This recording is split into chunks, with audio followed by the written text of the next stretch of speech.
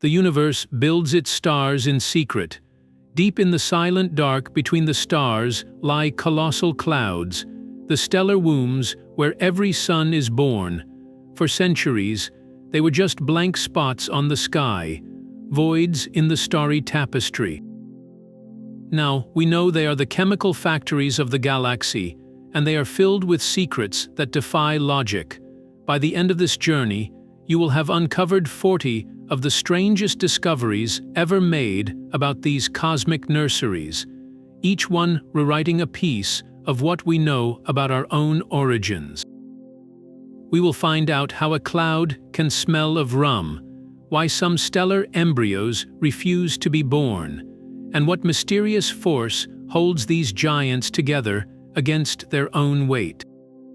What do you think is the most important ingredient for building a star? These stellar wombs are not small. They are the largest structures in our galaxy by sheer weight, cosmic mountains of gas and dust so vast they can stretch for hundreds of light years.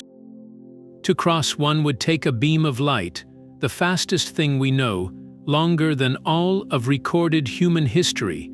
Yet for all their size, they are masters of invisibility.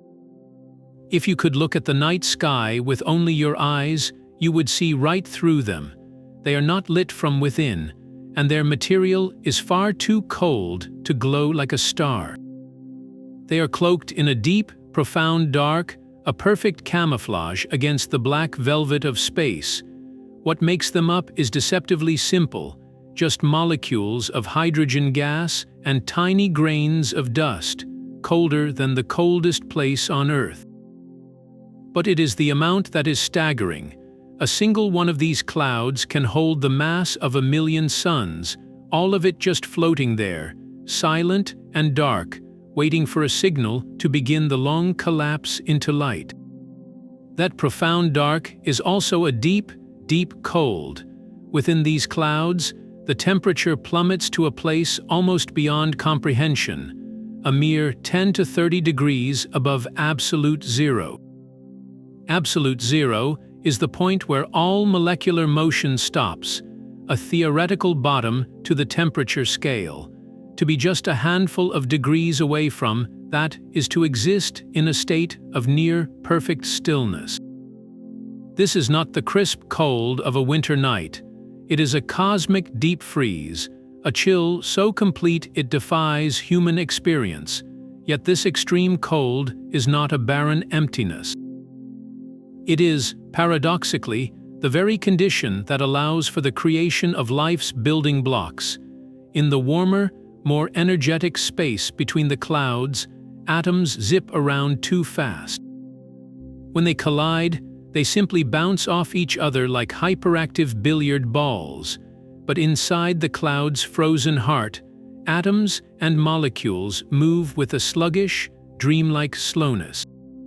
A gentle nudge is all it takes for them to meet and, crucially, to stick. This deep chill is the universe's laboratory bench, a stable environment where simple hydrogen can begin a slow dance of connection, eventually forming the complex, organic molecules that will one day seed new solar systems. The cloud itself is a sanctuary of cold, insulated from the warmer interstellar medium around it by its own incredible dark. This near-perfect stillness is broken by something almost absurdly small. Floating within that frigid gas are countless specks of dust, each one smaller than a particle of smoke. They are not like dust on your shelf. These are cosmic soot, forged in the violent deaths of ancient stars and scattered across the galaxy. And in these dark clouds, they play a dual role, both curtain and catalyst. To visible light, these grains are an impenetrable wall. They scatter and absorb the light from stars behind and within the cloud, creating those iconic silhouettes against the Milky Way. This is why, to our eyes, the cloud is a black blotch. The dust is the veil that keeps the stellar nursery's secrets hidden, but in the darkness, these same grains are hard at work. They absorb the tiny amounts of energy from the faint starlight that permeates the galaxy, and they warm up. Not to anything we would call warm, mind you, but from 10 degrees above absolute zero to maybe 20 or 30. It is a monumental shift on the molecular scale, and as they warm, they do something crucial. They re-radiate that captured energy, but not as visible light. They glow with a faint, deep heat emitting infrared radiation. This is the cloud's hidden signature. While our eyes see only a blank space, a telescope like Spitzer or the James Webb Space Telescope sees a cavernous structure glowing with this thermal whisper. The dust veil that blinds us becomes, in infrared light, a luminous map. It outlines every dense filament, every collapsing core, revealing the architecture of birth itself.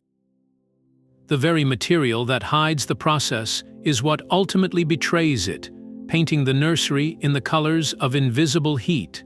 But this faint infrared glow is more than just a map. Those tiny dust grains are not passive observers. They are the universe's matchmakers, facilitating a chemical romance in the deep freeze. In the empty vacuum of space, two lone hydrogen atoms have a serious problem. When they collide, they have nothing to hold onto. They simply bounce apart, carrying their energy with them, to form a stable molecule of molecular hydrogen, the fundamental fuel of all stars. They need a third body to absorb the energy of their union, a sort of witness to the marriage that takes the certificate and walks away. In the vast emptiness, that witness is almost impossible to find. Yet, inside the cloud, the dust provides the perfect solution. A wandering hydrogen atom, moving with that sluggish, cold motion, bumps into a floating grain of dust and sticks to its surface. It waits there, adsorbed, a lonely atom on a cosmic platform. Soon, another hydrogen atom drifts in and lands right beside it. Now, on the surface of this microscopic speck of stardust, the two atoms can meet. They can slowly shuffle together, and when they finally decide to bond and become a molecule of H2, the dust grain beneath them absorbs the tiny burst of energy released. It acts as the essential third party, the catalyst that makes the impossible union not just possible, but efficient. Without these flecks of cosmic soot, the primary fuel for stars could never form in sufficient quantities. The very dust that blocks our view is the same material that builds the fuel for the stars it hides. This silent chemical factory is far from sterile. Within the frozen heart of the most massive clouds, astronomers have pointed their radio telescopes and discovered something astonishing. These dark, cold nurseries are brewing a rich, complex soup of organic molecules. It is a probiotic kitchen, and the menu is bizarre. In a giant cloud near the center of our galaxy called Sagittarius B2, scientists have identified the chemical signatures of over 200 different molecules. Many of them are organic, meaning they are built around chains of carbon atoms, the same versatile element that forms the backbone of all life on Earth. But the specific recipes are startling. There is ethyl formate, a compound that, on Earth, gives raspberries their scent and is a key component in the aroma of rum. There is vinyl alcohol, a precursor to plastics. There are even simple sugar molecules, like glycolaldehyde, floating in the void. Think about that for a moment. The same basic molecular structures that we associate with fruit, with fermentation, with sweetness, are being manufactured in deep space, in clouds colder than the dark side of Pluto. This is not life, not by any stretch, but it is the raw, unassembled Lego bricks for life, and they are raining down onto every new planetary system that forms within these clouds. The profound question this raises is humbling. are the fundamental ingredients for biology, not a local earthly phenomenon, but a universal starting condition, sewn into the very fabric of stellar nurseries before planets even exist. This rich molecular soup does not sit in silence. Every ingredient is whispering its name into the dark. While dust grains glow with a faint thermal heat, the molecules themselves have a different way of revealing their presence. They sing, not with sound, of course, but with light, or more precisely, with specific, precise frequencies of radio waves. This is the phenomenon of molecular spectral lines, and is how astronomers learned to read the cloud. Inside a cloud, a molecule like carbon monoxide is constantly in motion, tumbling and spinning in the cold gas. Quantum physics dictates that these motions can only happen at very specific energies. When a molecule drops from a higher spin to a lower one, it must shed a tiny packet of energy. It does so by emitting a photon of light, but one with an exact fingerprint frequency. For the carbon monoxide molecule, that frequency translates to a radio wave with a wavelength of about 2.6 millimeters. It is a cosmic identification tag, a unique whisper in the radio spectrum that screams, "I am carbon monoxide, and I am right here." By tuning their giant radio dishes to listen for this specific whisper, astronomers can perform a kind of celestial echolocation. They are no longer looking at the cloud, they are listening to it. And because the intensity of the whisper tells them how much carbon monoxide is present, they can map the gas density in stunning detail, tracing out structures the dust itself obscures. But the magic goes even deeper. The motion of the gas imprints itself on this radio whisper through the Doppler effect. If a clump of gas is moving toward us, its whisper is shifted to a slightly higher frequency, a blue shift. If it is moving away, the whisper is stretched to a lower pitch, a red shift. By measuring these subtle shifts across the entire cloud, astronomers can map not just where the gas is, but how it is flowing. They can see vast rivers of material streaming along magnetic field lines, spot turbulent eddies where new stars are stirring the pot, and identify the quiet, dense cores where gravity is beginning its final, winning pull. That apparent chaos of dark gas is transformed, through these millions of whispering molecules, into a dynamic, three-dimensional atlas of birth. The cloud is not a silent, static sculpture. It is a symphony of motion, and we have finally learned how to hear its music. This symphony of motion, however, is not a gentle lullaby. It is a roaring, chaotic crescendo. The music of the molecules reveals a truth that reshapes our entire picture of a stellar nursery. These clouds are not serene, placid pools of gas. Their hearts are filled with turbulence, a kind of violent, supersonic weather that makes the worst hurricane on Earth seem like a gentle breeze. This is not the orderly flow of a river. It is the churning, chaotic maelstrom of a whitewater rapid, but on a scale so vast it defies belief. The gas within these clouds does not drift. It screams.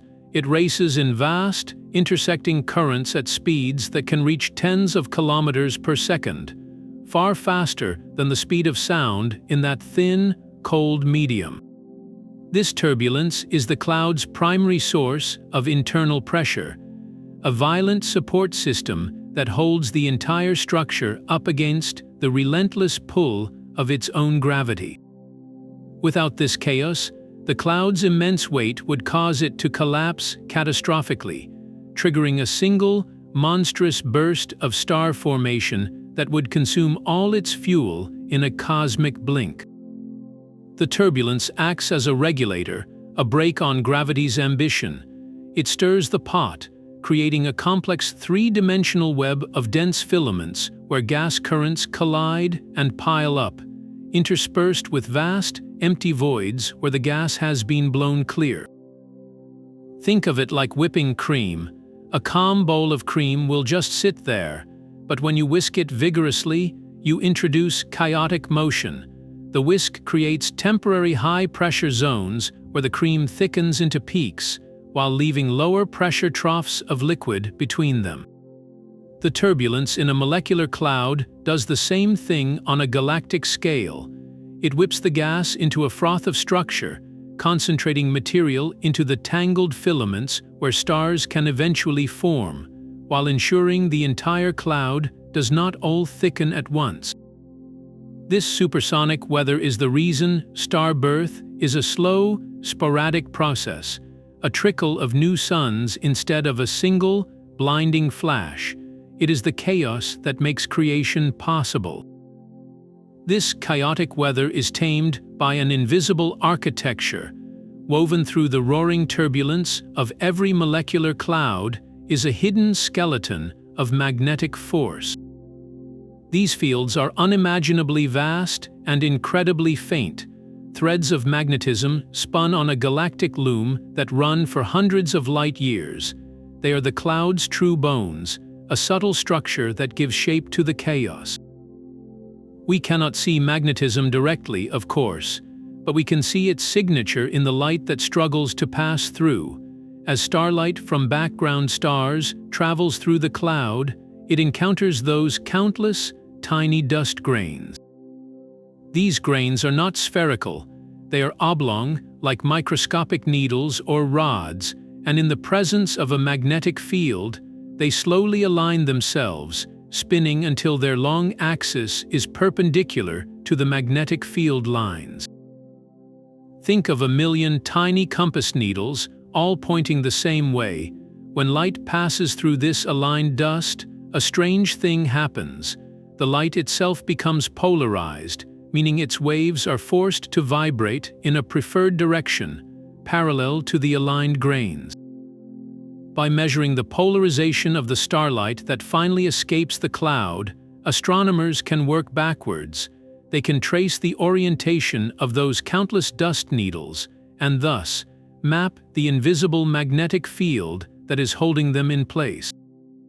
It is a ghostly fingerprint left on light itself, revealing the hidden scaffold upon which the cloud is built. This magnetic skeleton does more than just align dust. It is a fundamental force of order, a cosmic rebar that reinforces the entire structure. Gravity wants to pull the cloud inward, to crush it into a single, dense point. The turbulent motions of the gas push outward, trying to tear it apart. The magnetic field provides a third, balancing force. These field lines, frozen into the ionized gas of the cloud, act like elastic bands under immense tension. They resist being squeezed together. When gravity tries to collapse a section of the cloud, it must also fight to compress these magnetic lines, and they push back.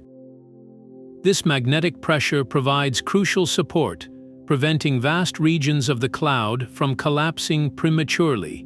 It is the reason these stellar nurseries can exist as long, filamentary structures, and not just as formless, collapsing blobs.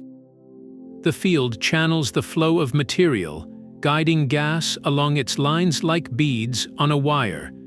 This is why we see those stunning images of clouds as long, river-like filaments.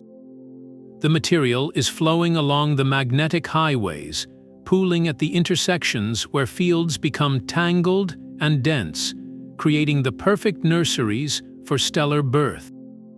Perhaps the strangest role of this magnetic skeleton involves the spin of newborn stars. As a dense core within the cloud collapses under gravity, it naturally begins to spin faster, just like an ice skater pulling in their arms. If this spin continued unchecked, a forming star would whirl itself apart long before it could ignite. This is where the magnetic field intervenes as a cosmic brake. The field lines, still embedded in the collapsing gas, become wound up tighter and tighter as the core spins. This creates a powerful magnetic drag, a resistance that literally siphons rotational energy away from the infant star and transfers it out into the surrounding disk of material. It is a fundamental process called magnetic braking, and it is the reason stars do not tear themselves to shreds during their birth. The invisible skeleton that held up the parent cloud now reaches into the cradle itself, gently slowing the infant's frantic spin, allowing it to coalesce into a stable, shining sun. Without this magnetic influence, planetary systems might be impossible, as the furious rotation would fling any potential building blocks into deep space. The field that structures the nursery also quietly engineers the stable birth of every star within it. Even with this magnetic guidance and turbulent pressure, the collapse into starlight is not guaranteed. Deep within the tangled filaments of a molecular cloud, astronomers have found something deeply puzzling, the stellar equivalent of a paused heartbeat. These are the pre-stellar cores, dense knots of gas and dust that have crossed a critical threshold. They have pulled in enough material, often several times the mass of our own Sun, and have become so compact that their own gravity has decisively overcome all internal support. By every measure, they should be collapsing into a star, yet they are not. They sit there in the deep freeze, dark, cold, and eerily quiet, like a fully loaded gun with the safety still on. These are the starless cores, stellar embryos in a state of suspended animation, and they hold the pristine snapshot of a star's very first moments, frozen in time just before the furnace ignites. What is holding them back? The answer seems to be a final, delicate balance. While gravity has won in the core's center, the outer layers of these knots are still supported by a combination of residual gas pressure and the faint, persistent push of the magnetic field. It is a last stand against inevitability. The core is teetering on the very edge of collapse, a cosmic object in its final moments of quiet before a million-year-long storm of creation begins. By studying these objects, we are not looking at a star being born. We are peering into the crib the instant before the baby takes its first breath. We can measure the exact chemical composition of the gas, see how the dust has settled, and map the faint magnetic fields that are the final threads holding the whole structure together. It is a unique laboratory, showing us the initial conditions for star formation in their purest, most uncontaminated state. In these silent, dark wombs, the universe has pressed pause, giving us all the time we need to understand how the play begins. The safety finally clicks off. When a pre-stellar core at last succumbs to gravity, the collapse is not a gentle gathering. It is a violent, messy, and spectacularly destructive act of self-creation. Deep within the now shrinking cocoon of gas and dust, a new object forms, a protostar. It is not yet a true star, for its core is not hot enough for nuclear fusion. But as material rains down onto its surface at terrifying speeds, it releases a staggering amount of gravitational energy. This energy has to go somewhere, and it finds an escape route along the axis of the infant's rotation. What happens next is one of the most dramatic sights in the cosmos. The young star erupts. It does not erupt in all directions, but in two incredibly focused, supersonic beams that scream away from its north and south poles. These are the protostellar outflows, the stellar birth cry made visible. They are not made of light, but of actual matter, gas that has been superheated and accelerated to speeds that can reach hundreds of kilometers per second.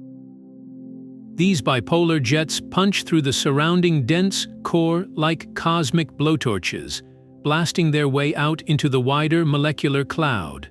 They stretch for distances that dwarf our entire solar system, often spanning several light years. From our perspective, That is like a newborn baby letting out a scream powerful enough to shatter windows in a city over 100 miles away. These jets are the definitive sign that a star has begun its violent entry into the universe. We often spot them first, not by seeing the hidden protostar, but by seeing the spectacular damage its jets inflict on the cloud around it. The jets plow into the surrounding gas, creating shock waves that heat the material and make it glow brightly in specific colors, like neon signs in the fog. They carve out vast, hollow cavities in the nursery, brilliant bipolar lobes that bloom on either side of the dark, dusty lane hiding the star itself. In telescope images, they look like ethereal hourglasses or brilliant butterflies of light, a beautiful signature of an incredibly violent process. But this beauty has a profound and paradoxical purpose. These outflows are not just a side effect of birth, they are a crucial regulatory mechanism. The infant star is feeding voraciously on the gas falling in from its surrounding disk. If this process continued unchecked, the star could grow to a monstrous size. The outflows act as a self-imposed diet.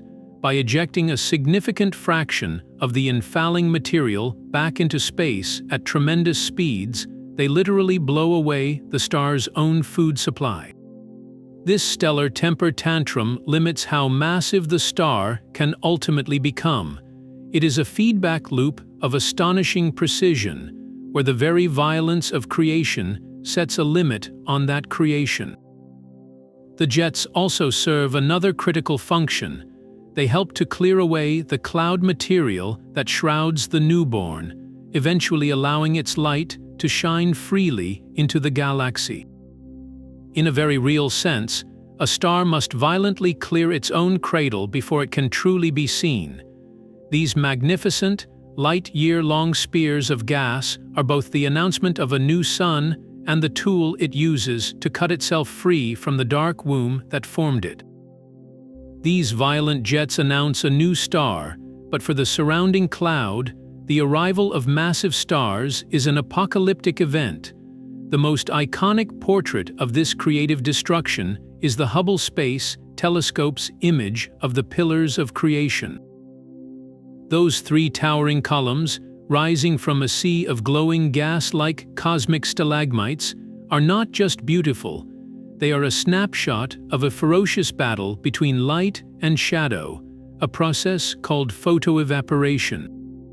The pillars exist within the Eagle Nebula, a vast stellar nursery, but they are not peaceful.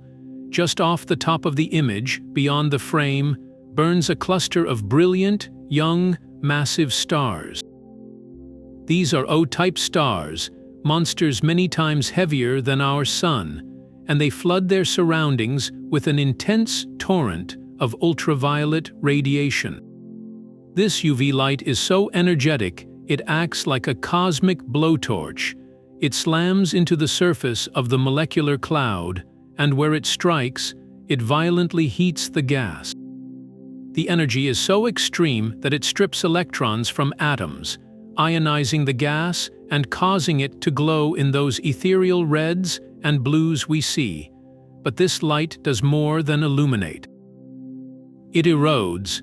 The heated gas at the surface of the cloud expands explosively and streams away into space, a stellar wind blowing the cloud itself apart. This is photoevaporation, the slow boiling away of a nebula by starlight. The majestic pillars are what remain, dense knots of gas and dust that were shadowed from the direct blast, protected in the lee of even denser clumps at their heads. They are the last remnants of a much larger cloud, being sculpted and vaporized before our eyes. Their beautiful, sculpted shapes are the direct signature of their own annihilation. Yet, in a stunning cosmic irony, this destructive force is also a creative one. As the radiation front eats into the cloud, it does not just retreat evenly. It compresses the gas at the tips of the pillars, where the shadowing is strongest. The pressure from this advancing wall of energy squeezes these already dense knots, overwhelming their internal support and triggering gravitational collapse inside them. Hubble and later the James Webb Space Telescope have peered into the very heads of these pillars and found them to be glittering with newborn stars, their formation directly ignited by the radiation that is destroying their home. The pillars are both tombstones and cradles, monuments to a dying cloud that is, with its last breath, giving birth to the next generation. The violent birth of massive stars is only half of their story. Their deaths are even more spectacular, and they echo through the galaxy with world-shaping force. When one of these giant stars, many times heavier than our Sun, finally exhausts its nuclear fuel, its core collapses in a fraction of a second. The result is a supernova, an explosion so brilliant it can outshine an entire galaxy. For a few weeks, it floods space with more energy than our Sun will produce in its entire 10 billion-year lifetime. But when that blinding flash fades, the real work of the supernova begins. It is not just a finale, it is a starting pistol. The explosion hurls the star's outer layers into space at speeds exceeding 10,000 kilometers per second, creating a vast, expanding shell of debris and energy called a supernova remnant. This shell is a tsunami in the interstellar medium, a wall of hot gas and powerful shockwaves that races outward for thousands of years. And when this cosmic tsunami crashes into the quiet, dark border of a nearby molecular cloud, it does not simply pass through. It slams into it with unimaginable force. The shockwave, a front of immense pressure, plows into the cloud's surface. It does not gently push the gas aside. It rams into it, compressing it violently. Think of it like a cosmic snowplow, but instead of snow, it is gathering interstellar gas and dust, piling it up into a dense, shocked layer right at the collision front. This sudden, extreme compression can be the final push that a region of the cloud needed. The shockwave overwhelms the magnetic and turbulent supports that were holding the gas stable. Gravity, always waiting in the wings, finds its moment. The compressed gas, now far denser than before, becomes gravitationally unstable. It fragments into clumps, and those clumps begin to collapse, igniting a whole new generation of stars. This is the ultimate cosmic recycling, the death of a single massive star through the sheer violence of its departure can trigger the birth of hundreds of new ones. We see the evidence for this all across our galaxy. Look at the famous Orion Nebula, a brilliant stellar nursery. Astronomers have traced the motions of several young star clusters there and found they are all streaming away from a single point in space. That point is the likely location of a supernova that exploded over 10 million years ago. Its shockwave swept through the Orion molecular cloud complex, and we are seeing the stellar offspring of that ancient cataclysm. The supernova did not just leave a corpse, it left a legacy of new suns. This creates a breathtaking cycle, a stellar rhythm of death and rebirth. The most massive stars live fast and die young in just a few million years. Their explosive deaths then sculpt and compress the surrounding clouds, triggering the formation of new stars, some of which will themselves be massive and destined to repeat the cycle. It is a feedback loop written in fire and gas, ensuring that the galaxy never sleeps, that creation is forever sparked by destruction. Not every stellar nursery is a vast, churning complex. Sometimes, the universe builds stars in quiet, solitary corners, scattered across the sky, often silhouetted against the bright backdrop of the Milky Way, are small, perfectly round patches of absolute black. These are Bach globules, named after the astronomer who first studied them seriously. They appear as holes in the starfield, ink blots on the cosmic page, so dense they seem to swallow all light. But they are not holes. They are the smallest, simplest, and most isolated star-forming units we know. While the great molecular clouds are chaotic cities of star birth, a Bach globule is a secluded cabin in the woods, a place where a single star, or perhaps a small pair, can form in near total isolation.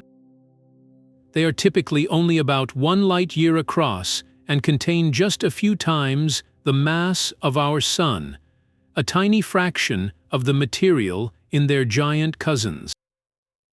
This simplicity is their great gift to science.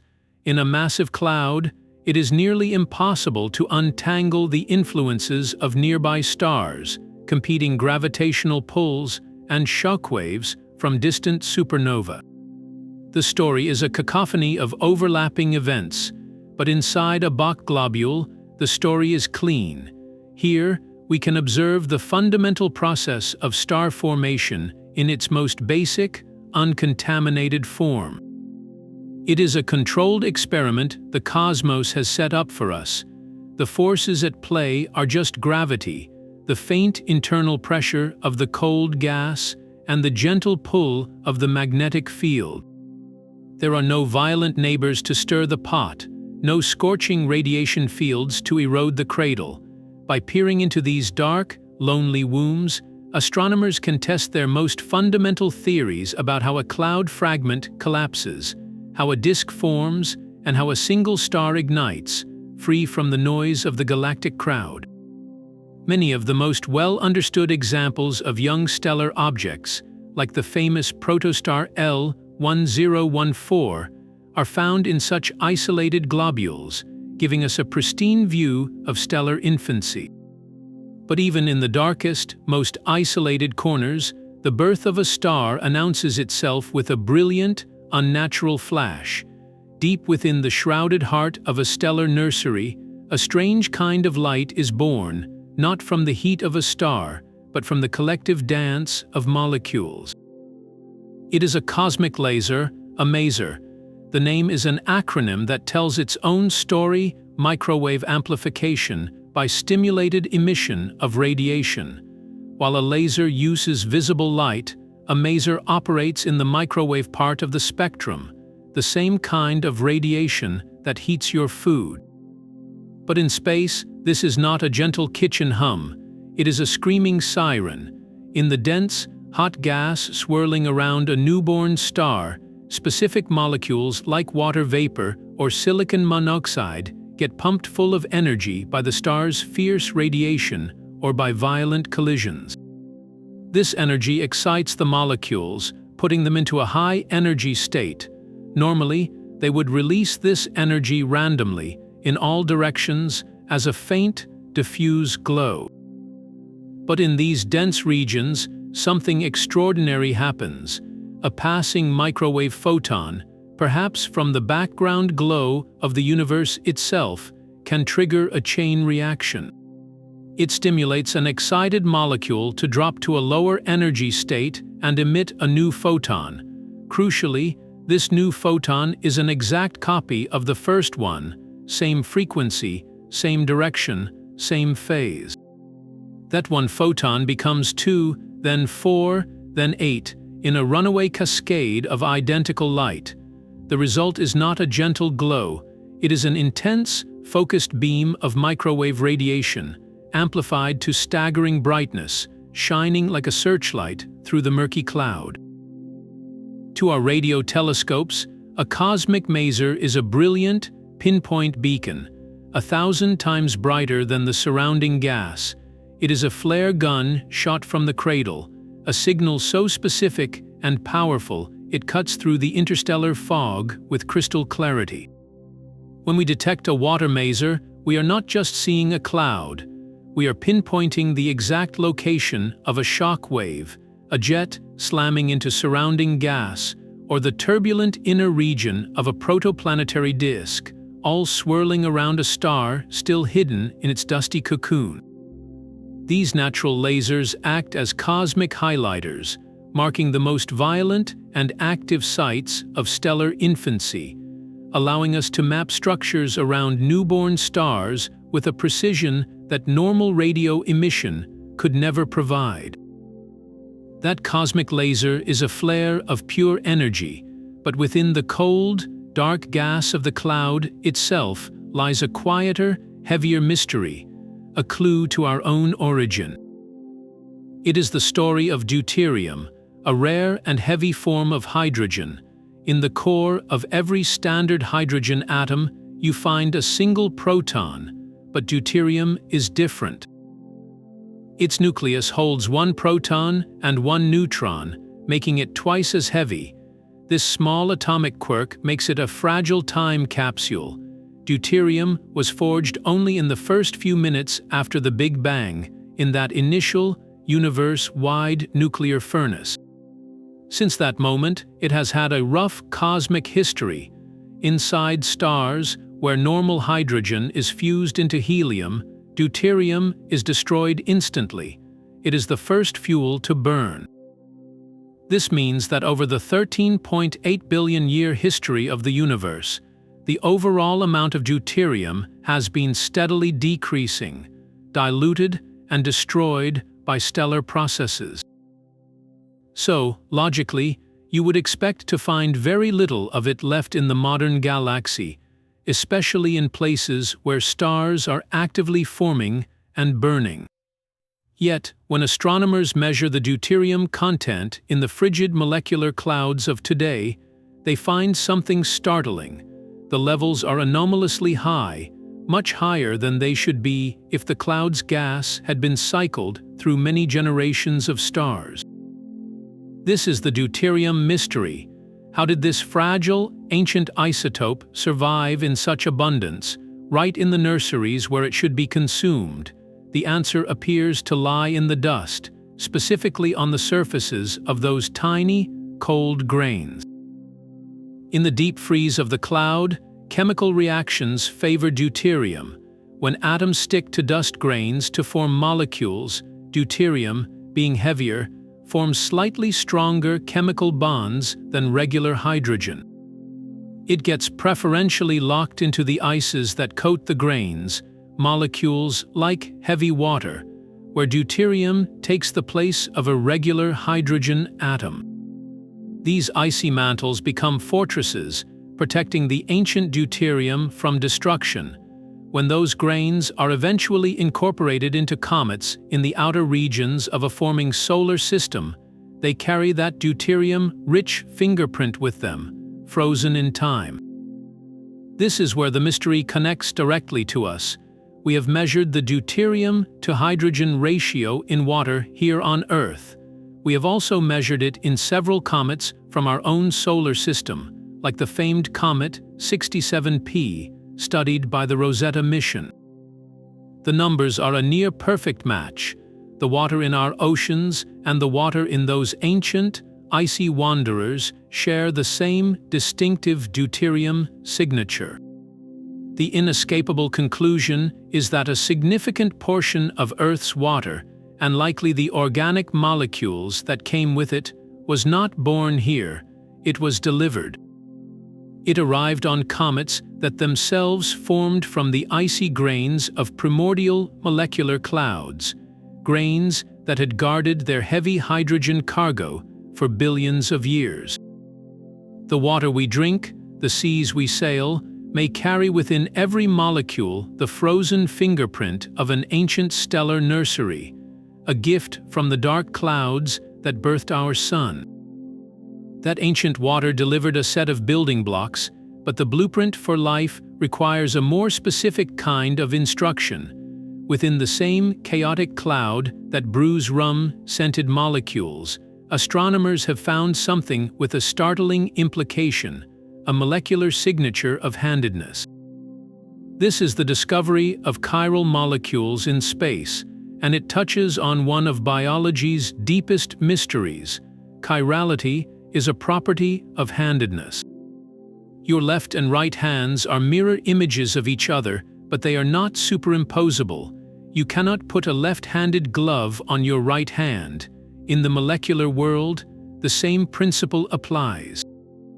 Many complex organic molecules, including the amino acids that make up proteins and the sugars in DNA, come in two mirror image forms, left-handed and right-handed. On Earth, life is almost exclusively left-handed when it comes to amino acids, and right-handed when it comes to sugars. This uniform preference, this selection of one molecular hand over the other, is fundamental to how biology works. Our enzymes and cellular machinery are built to recognize and interact with only one version, like a factory that only accepts right-handed screws. For decades, the origin of this homochirality was a profound puzzle. Did the preference arise randomly on early Earth, or was it seeded from beyond?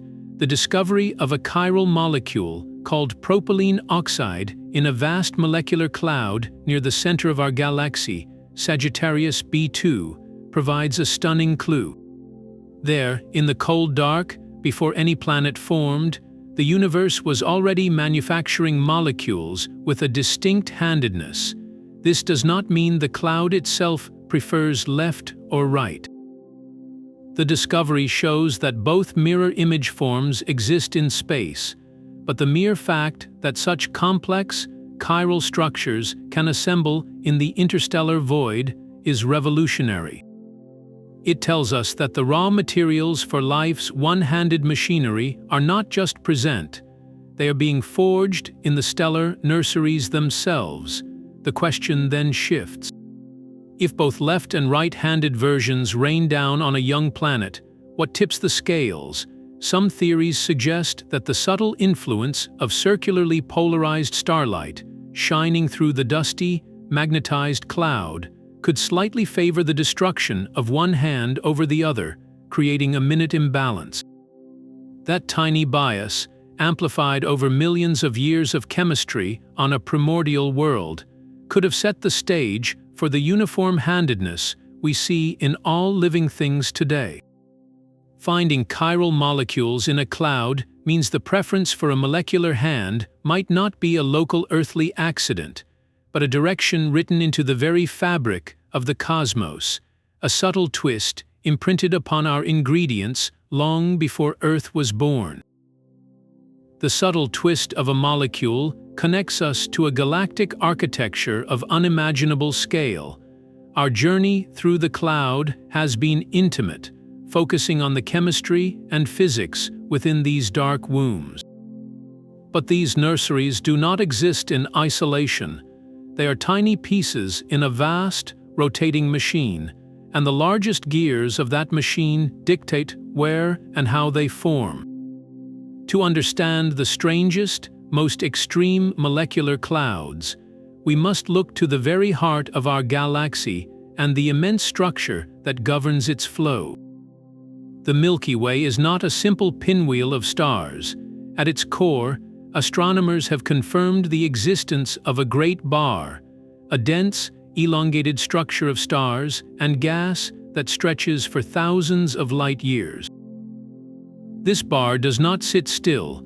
It rotates like a slow, colossal paddle through the sea of our galaxy, and as it turns, it does something profound to the interstellar gas. Its immense gravitational pull acts as a cosmic funnel. It disrupts the orderly circular orbits of gas in the inner galaxy, pulling it inward toward the galactic center. This creates rivers of gas, streaming along vast dust lanes that trace the leading edges of the bar itself. These rivers are highways of raw material, and their final destination is one of the most hostile and fascinating places in the Milky Way, the central molecular zone. This is a region about 1,000 light-years across, centered on the supermassive black hole, Sagittarius A star. Here, the bar funneled gas piles up into an environment so extreme it defies everything we have learned about quiet, cold molecular clouds. The clouds in the central molecular zone are not like the Orion Nebula's nursery. They are under siege, The density of gas here is thousands of times greater than in clouds in our galactic suburbs.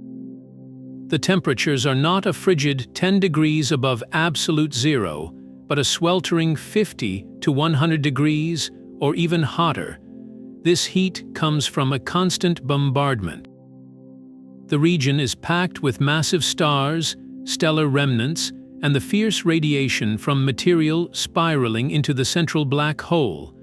The clouds here are also stretched and squeezed by powerful tidal forces, the differential pull of gravity from the galaxy's core, which can tear a cloud apart or compress it into bizarre shapes. In this cosmic pressure cooker, star formation does not follow the gentle rules we see locally. It is a violent, eruptive process.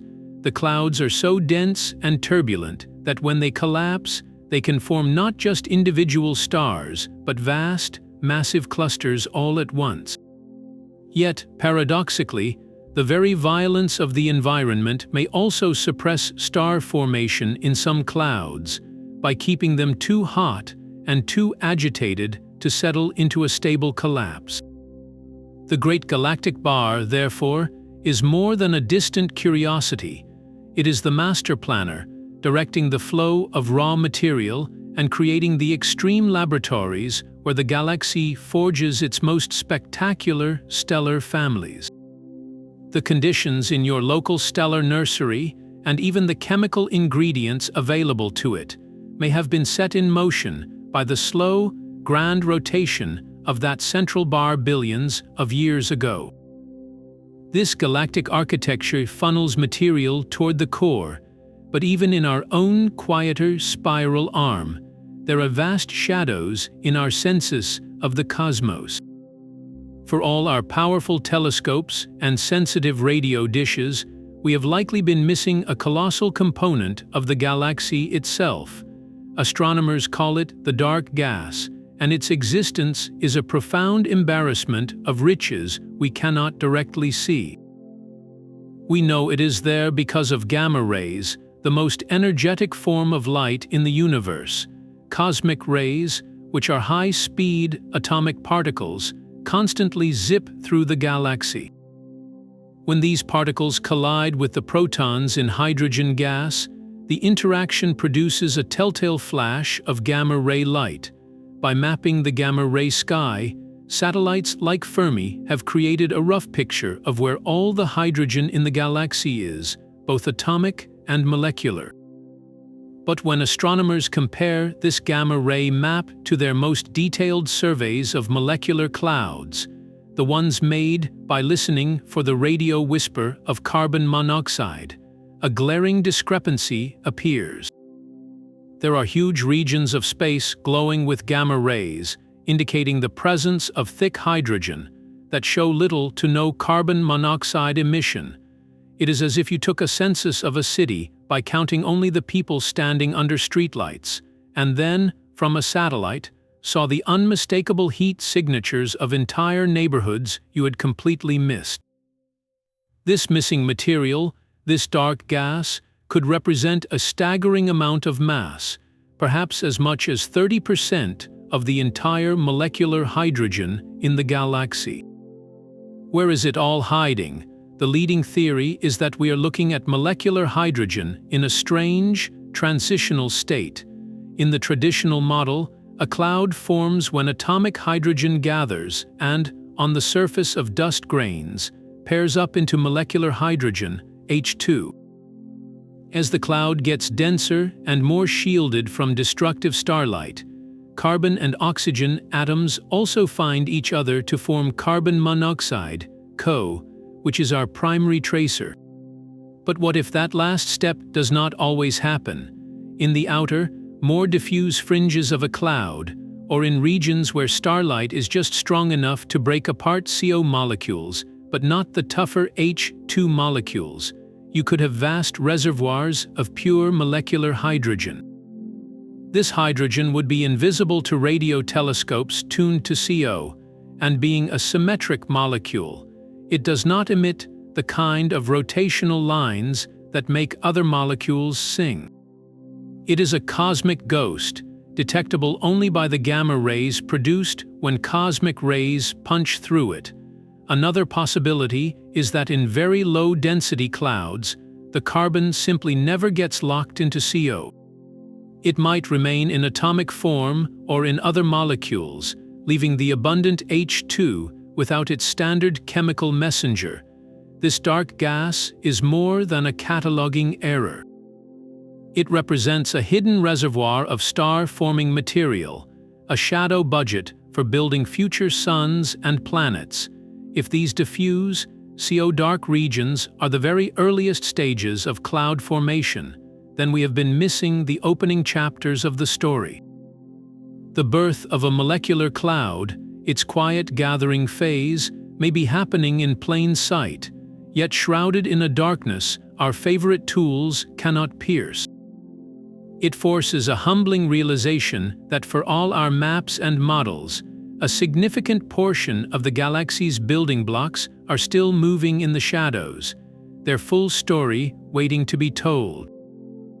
This hidden architecture of dark gas and glowing filaments shares a secret pattern, one that repeats itself no matter how closely you look. Zoom out to a wide-field image of a giant molecular cloud, and you see a tangled web of river-like filaments, with dense knots where they intersect. Now, take a single one of those filaments and zoom in. You will see it is not a smooth rope. It is itself a tangled web of smaller filaments, with its own set of dense knots. Zoom in again on one of those tiny knots, and you will find it is a complex clump with subtle substructure. This is not a coincidence. It is a fundamental property of nature called fractal geometry, and molecular clouds are some of the most stunning examples of it in the cosmos. A fractal is a shape that appears similarly complex at every scale of magnification. A coastline viewed from space has bays and peninsulas. Zoom in on a single peninsula, and its own coastline has smaller bays and peninsulas. Zoom in on a rocky outcrop along that shore, and its jagged edge repeats the pattern. Molecular clouds do exactly this. The same branching, filamentary, clumpy structure you see across a cloud spanning 200 light-years is mirrored in a region just 2 light-years across. This self-similarity is a profound clue. It tells us that the physical forces sculpting these clouds do not have a favorite size. They operate in the same fundamental way, whether they are stirring a galactic-sized pot of gas or a pocket-sized one. The primary force behind this fractal signature is almost certainly the supersonic turbulence that churns within the cloud. Turbulence is, by its nature, a scale-free process. A raging river has large whirlpools that break down into smaller eddies, which in turn spawn even tinier swirls. The energy cascades from big motions to small ones, creating structure at every level in between. In a molecular cloud, the vast, galaxy-sized forces that first stirred the gas, perhaps the rotation of the spiral arm, or shockwaves from ancient supernova, inject energy at the largest scales. That energy then fractures and cascades down through the cloud, creating ever smaller filaments and clumps in a chaotic, yet statistically predictable, pattern. Gravity then steps in as a secondary sculptor, but it works on the pre-existing fractal tapestry laid down by turbulence. It finds the densest knots at the intersections of filaments at every scale and begins to pull them inward. This is why star formation is hierarchical. We see massive clusters forming where the largest filaments cross, and solitary stars forming in the smallest, isolated clumps. The fractal nature of the cloud means the blueprint for stellar birth, from the mightiest star cluster to the humblest single sun, is written with the same chaotic pen. It suggests a universal recipe for creation, one where the initial conditions of turbulence imprint a pattern that guides gravity's hand at every conceivable scale. That fractal chaos creates a scaffold, but the final act of creation demands a sudden, profound stillness. Deep within the most tangled knots of a molecular cloud, astronomers have found something that seems to defy the surrounding frenzy. They are called coherent cores. Imagine the cloud around them as a storm-tossed ocean, with waves of supersonic gas crashing in every direction. Now, picture a single, dense droplet of water within that ocean, a sphere so compact and self-contained that the raging tempest outside cannot penetrate its heart. That droplet is perfectly calm. This is the strange reality of a coherent core. These are the densest regions within a filament, the very places destined to become stars, and they possess a remarkable internal quiet. While the surrounding cloud gas screams past at hypersonic speeds, the motions inside the core are smooth, slow, and ordered. The molecules move together, almost in unison, with a gentle, collective drift rather than a chaotic scramble. This internal coherence is the final, necessary step for a star to be born. For gravity to win, it needs a stable target. Turbulence provides pressure support by keeping the gas stirred up and resistant to collapse. But in a coherent core, that turbulent support has effectively been dissipated. The energy of the storm has been radiated away as heat or converted into other motions, leaving behind a pocket of gas that is both dense and calm. It is a cosmic eye of the hurricane, a sanctuary of order where gravity can finally, patiently, begin its work without competition. This calm allows the core to contract in a controlled, almost spherical manner. Instead of being torn apart by internal whirlwinds, the gas can fall inward smoothly, concentrating mass into the very center where a protostar will ignite. Without this phase of coherence, the chaotic motions would keep the gas turbulent and supported, preventing the clean collapse that forms a single, stable star. The core must find its quiet before it can find its light. That profound quiet of a coherent core is the universe's clean slate, but the chemistry that will unfold within it may be guided by a strange, microscopic cage.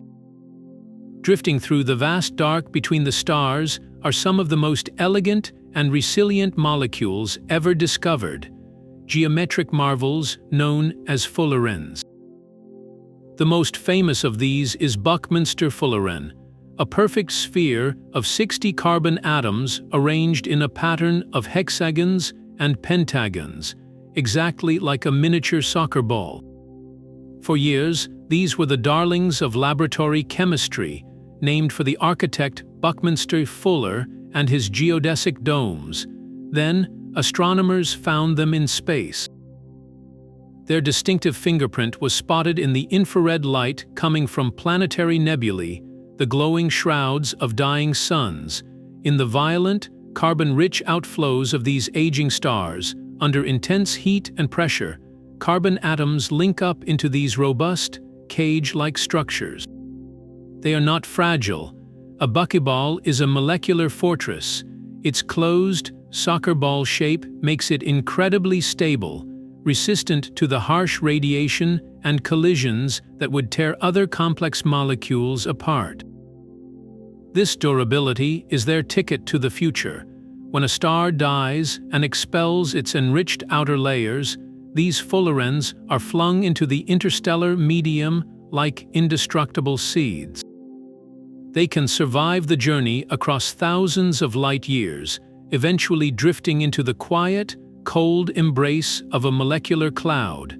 Inside that dark nursery, they are not just inert passengers. Their unique structure gives them a fascinating potential. The hollow interior of a buckyball is a protected, nanoscale chamber.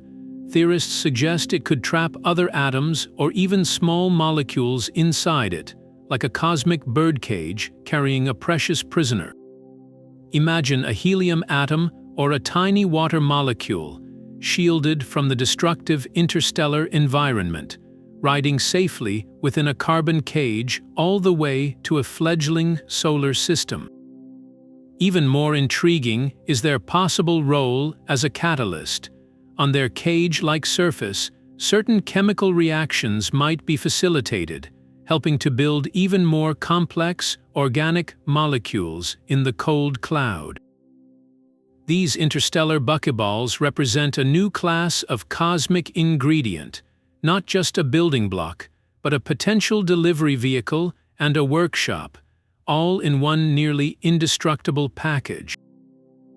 They hint that the path to complexity is not just about atoms linking in the void, but about architecture, about creating sturdy, reusable structures that can survive the chaos of space and foster new chemistry where it is needed most.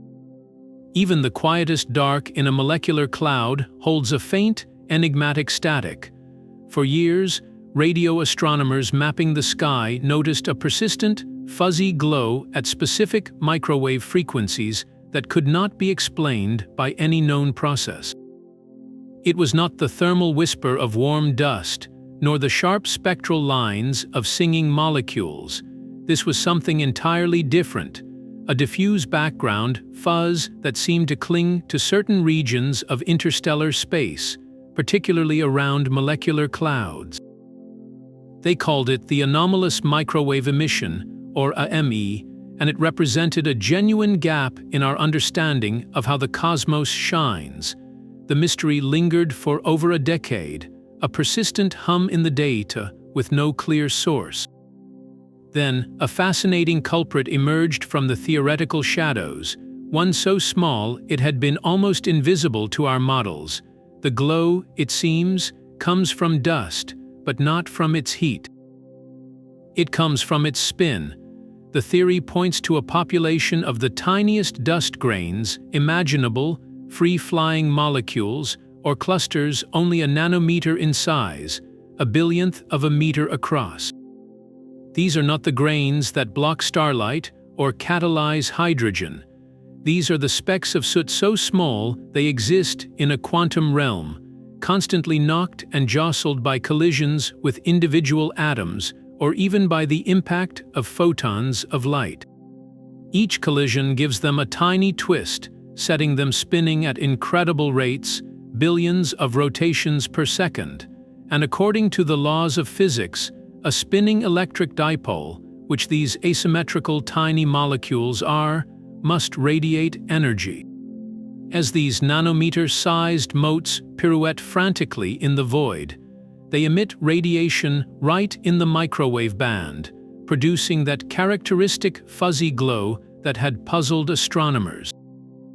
This spinning nanodust revealed a completely new way for the interstellar medium to announce its presence. We were no longer just seeing dust by the light it blocked or the heat it emitted. We were hearing the collective hum of a trillion tiny tops, spinning in the dark and filling space with a microwave song born purely from motion. It was a reminder that even the most passive-seeming component of a cloud, the dust, could hold dynamic, energetic secrets on the smallest of scales. The frantic hum of spinning dust is a whisper compared to the cosmic roar of the universe's youth. Far back in time, when the cosmos was a fraction of its current age, the skies blazed with colossal, mysterious structures. Astronomers call them Lyman alpha blobs, and they are among the largest single objects ever discovered. These are not galaxies, but vast, diffuse clouds of hydrogen gas that stretch for hundreds of thousands of light years, glowing with an eerie, uniform light. They shine because the hydrogen within them is being energized by something powerful, perhaps by the furious birth of the first stars or by gas falling into the earliest supermassive black holes. To look at one is to see a primordial fog, a luminous island in the dark early universe, and here lies a breathtaking speculation. What if these ancient, glowing behemoths are the direct ancestors of the dark molecular clouds we see in our modern galaxy? It is a connection across nearly the entire history of time. The theory suggests a grand and gradual transformation. A Lyman alpha blob, for all its immense size, is still just a cloud of mostly atomic hydrogen. Over billions of years, as the universe expands and cools, gravity would have continued to pull on that gas. It would have gathered it, condensed it, and mixed it with the heavier elements forged inside that first generation of stars.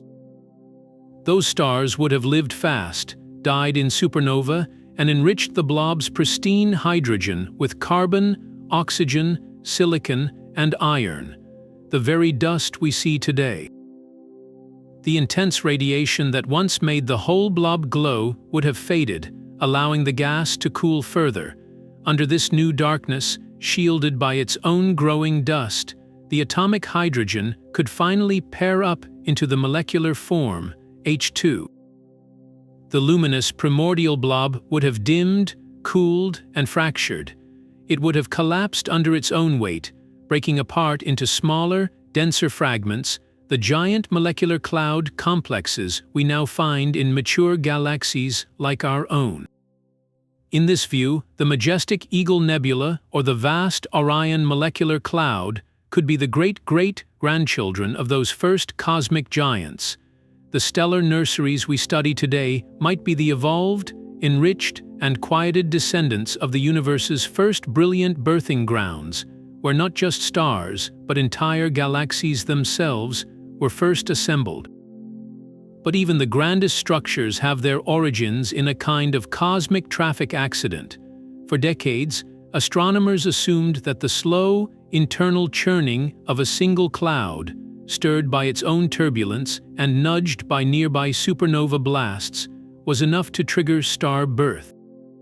But there is another, far more violent genesis story for the most spectacular stellar clusters, one written in the slow-motion wreckage of two giants. This is the cloud-cloud collision trigger, and it is a primary engine for building the universe's most massive families of stars. Picture two vast molecular clouds, each hundreds of light-years across, drifting on their separate orbits through a galactic spiral arm.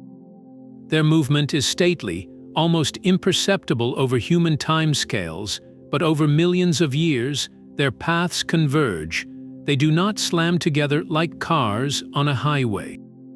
This is a collision in extreme slow motion, a gentle, relentless merging where the relative speed might be only 20 kilometers per second. Yet, even at that pace, the consequences are catastrophic for the peaceful structure of both clouds.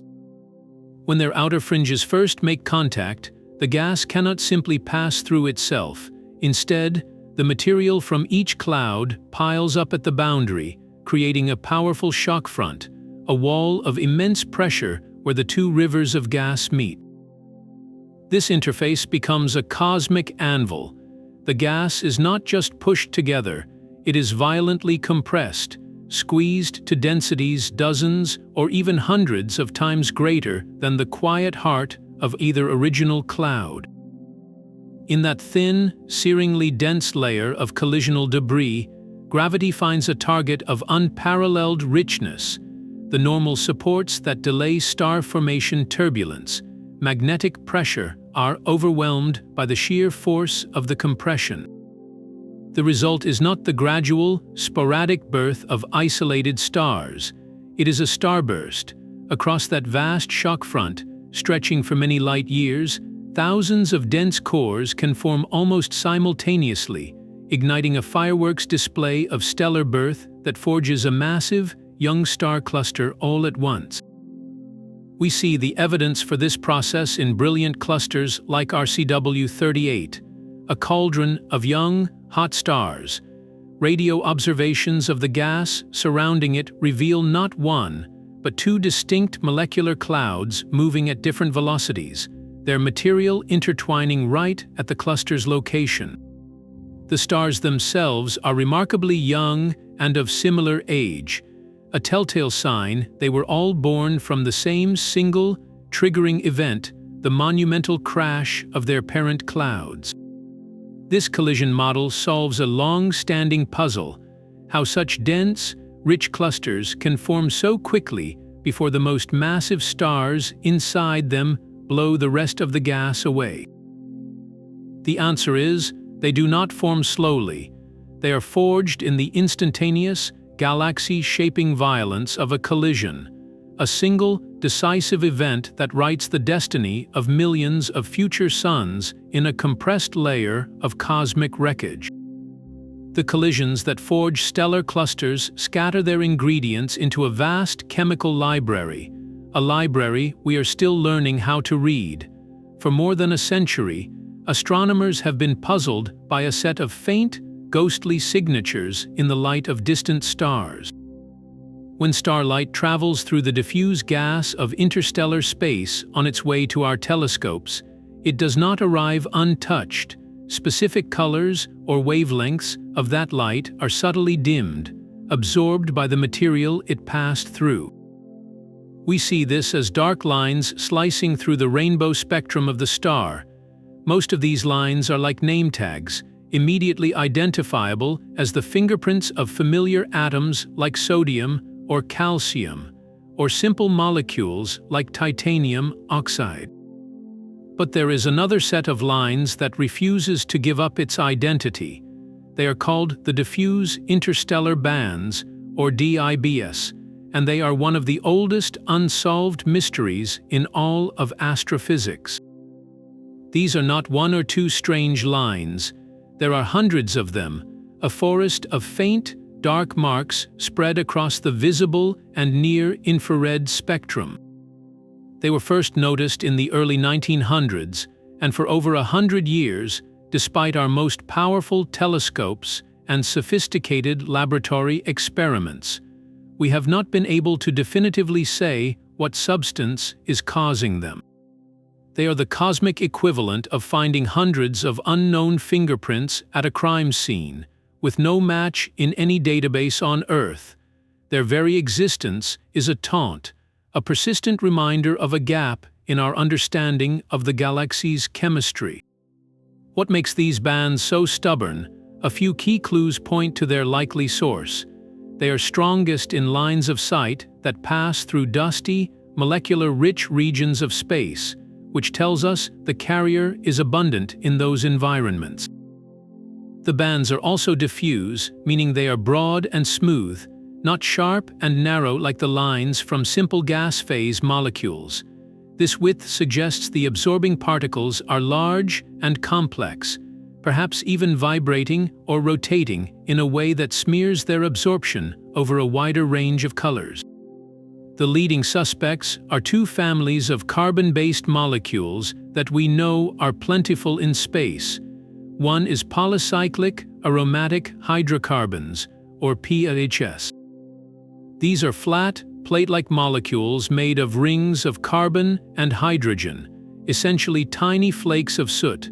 The other suspect is carbon chain molecules, long, skinny strings of carbon atoms, sometimes with other atoms attached at the ends. Both are large, complex, and could theoretically produce the kind of broad absorption we see. Yet, matching any specific DIB to a specific molecule in a laboratory has proven maddeningly difficult. It is like trying to identify a single person's voice in a roaring stadium by listening from a block away. The conditions in space are so different from our labs, extremely cold, with molecules floating alone in a vacuum, that reproducing their exact behavior is a monumental challenge. Furthermore, there are so many possible variants of these large molecules that the number of potential suspects is almost infinite. Identifying the exact molecules behind even one of these diffuse bands would be a monumental breakthrough, a holy grail for astrochemists. It would open a new window into the most complex chemistry the interstellar medium can perform, showing us the largest and most intricate molecules drifting between the stars before they ever become part of a planet or a living cell. These faint lines are more than just missing entries in a catalog. They are encrypted messages from the dark clouds, written in the language of large organic chemistry, and we are still holding the wrong cipher. These ghostly absorption lines are the final, unsolved signatures of the cloud's complex chemistry, a chemistry that is itself part of a grander, repeating story. Every molecular cloud you see in the sky is not a permanent monument. It is a single chapter in a dynamic, billion-year life cycle, a story of gathering, creation, and explosive rebirth. It begins not in darkness, but in a diffuse, invisible haze, across the spiral arms of a galaxy like our own, vast reservoirs of atomic hydrogen gas drift, tenuous and lonely. These atoms are the raw, unassembled lumber of the cosmos. For a cloud to be born, this lumber must be gathered. The trigger is often a gentle push, a ripple in the fabric of the galaxy. It could be the density wave of a spiral arm sweeping through, like an ocean wave pushing seaweed into a line along the shore. It could be the expanding shell from an ancient supernova, a shockwave that plows the gas into a dense wall. Or it could be the slow, gravitational tug of a passing star cluster. Whatever the cause, the result is the same. Over millions of years, these atomic hydrogen atoms are herded together, their density slowly increasing. As they crowd closer, they begin to shield each other from the harsh ultraviolet light that permeates interstellar space. In this new shadow, the temperature drops. The frantic atomic motions settle into a sluggish crawl, and on the surfaces of the first, rare dust grains swept up in this gathering, a fundamental change occurs. The atoms find partners. They link together to form molecules of molecular hydrogen, H2. This is the moment of transformation. The diffuse atomic cloud has officially become a dark molecular cloud, a stellar nursery entering its long gestation. For millions, sometimes hundreds of millions of years, this newborn molecular cloud will exist in a tense equilibrium. It churns with supersonic turbulence, its magnetic field lines providing an invisible skeleton, all holding back the crushing force of its own gravity. It brews its strange chemical soup, from simple carbon monoxide to complex organic molecules, on the surfaces of icy dust grains. It is a waiting phase, a coiled spring. Then, something tips the balance. Perhaps a particularly strong shockwave from a nearby supernova slams into it. Maybe two clouds collide in a slow-motion merger, creating a zone of extreme compression. Or perhaps, through the natural ebb and flow of its internal turbulence, a dense knot simply reaches a critical mass. When that happens, the equilibrium shatters. Gravity wins in that localized region. A prestellar core, a dense pocket of gas, begins to contract. It finds a moment of internal coherence, a profound quiet, and then collapses in earnest. The infant protostar ignites, not with fusion, but with the fierce glow of gravitational energy. It erupts in bipolar jets that scream light years into the surrounding cloud, even as it voraciously feeds from a spinning disk of material. All across the cloud, this process repeats. Isolated Bach globules collapse into single suns, dense filaments fragment into strings of stellar siblings. At the intersections of the largest filaments, or in the wreckage of cloud collisions, massive clusters ignite in a sudden starburst, their brilliant, hot stars flooding the nursery with intense radiation.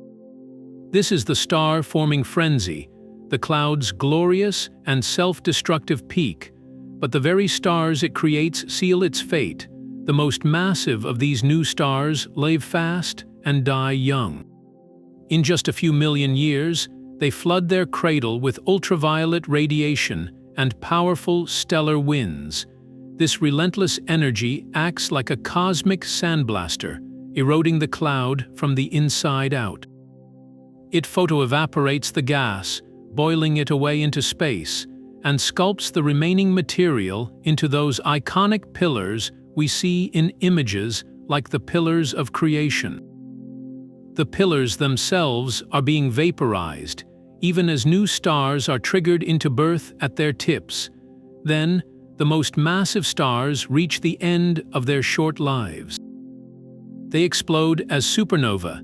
These cataclysmic blasts deliver the final, devastating blow to the already weakened cloud. The shockwaves rip through the remaining gas, hurling it outward in expanding shells of hot, metal-rich debris. Within a relatively short period, astronomically speaking, the dark, majestic cloud is gone. It has been utterly dismantled, its material scattered back into the interstellar medium from which it came. But this is not an end, it is a transformation. The cloud's legacy is written in the stars it left behind, now shining freely, and in the enriched gas now drifting through the galaxy. That scattered gas is no longer the pristine hydrogen and helium of the early universe. It is now seeded with heavy elements, carbon, oxygen, iron, silicon forged in the nuclear furnaces of those short-lived massive stars and scattered by their supernova deaths. These metals, as astronomers call all elements heavier than helium, are the fertile dust of future creation. When this enriched gas is eventually gathered again by a galactic density wave or a supernova shock, it will form a new molecular cloud. This next-generation cloud will be different.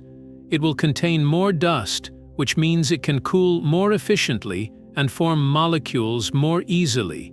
Its chemistry will be even richer, starting with a foundation of complex organics and fullerenes inherited from its ancestors. And when it forms new stars, those stars will be born with the ingredients for rocky planets, and perhaps life, already present in their circumstellar disks. The cycle is closed and then begun anew. The dark cloud that once hid the birth of our sun was itself the child of earlier clouds, enriched by earlier generations of stars that lived and died billions of years before. We, and every atom in our bodies besides the primordial hydrogen, are the direct product of this endless, galactic recycling program, where stellar nurseries are both the creators and the creations, living and dying so that new stories can begin. This chemical cycle of death and rebirth sets a rhythm for the galaxy, but near its chaotic heart, one cloud stubbornly refuses to keep the beat.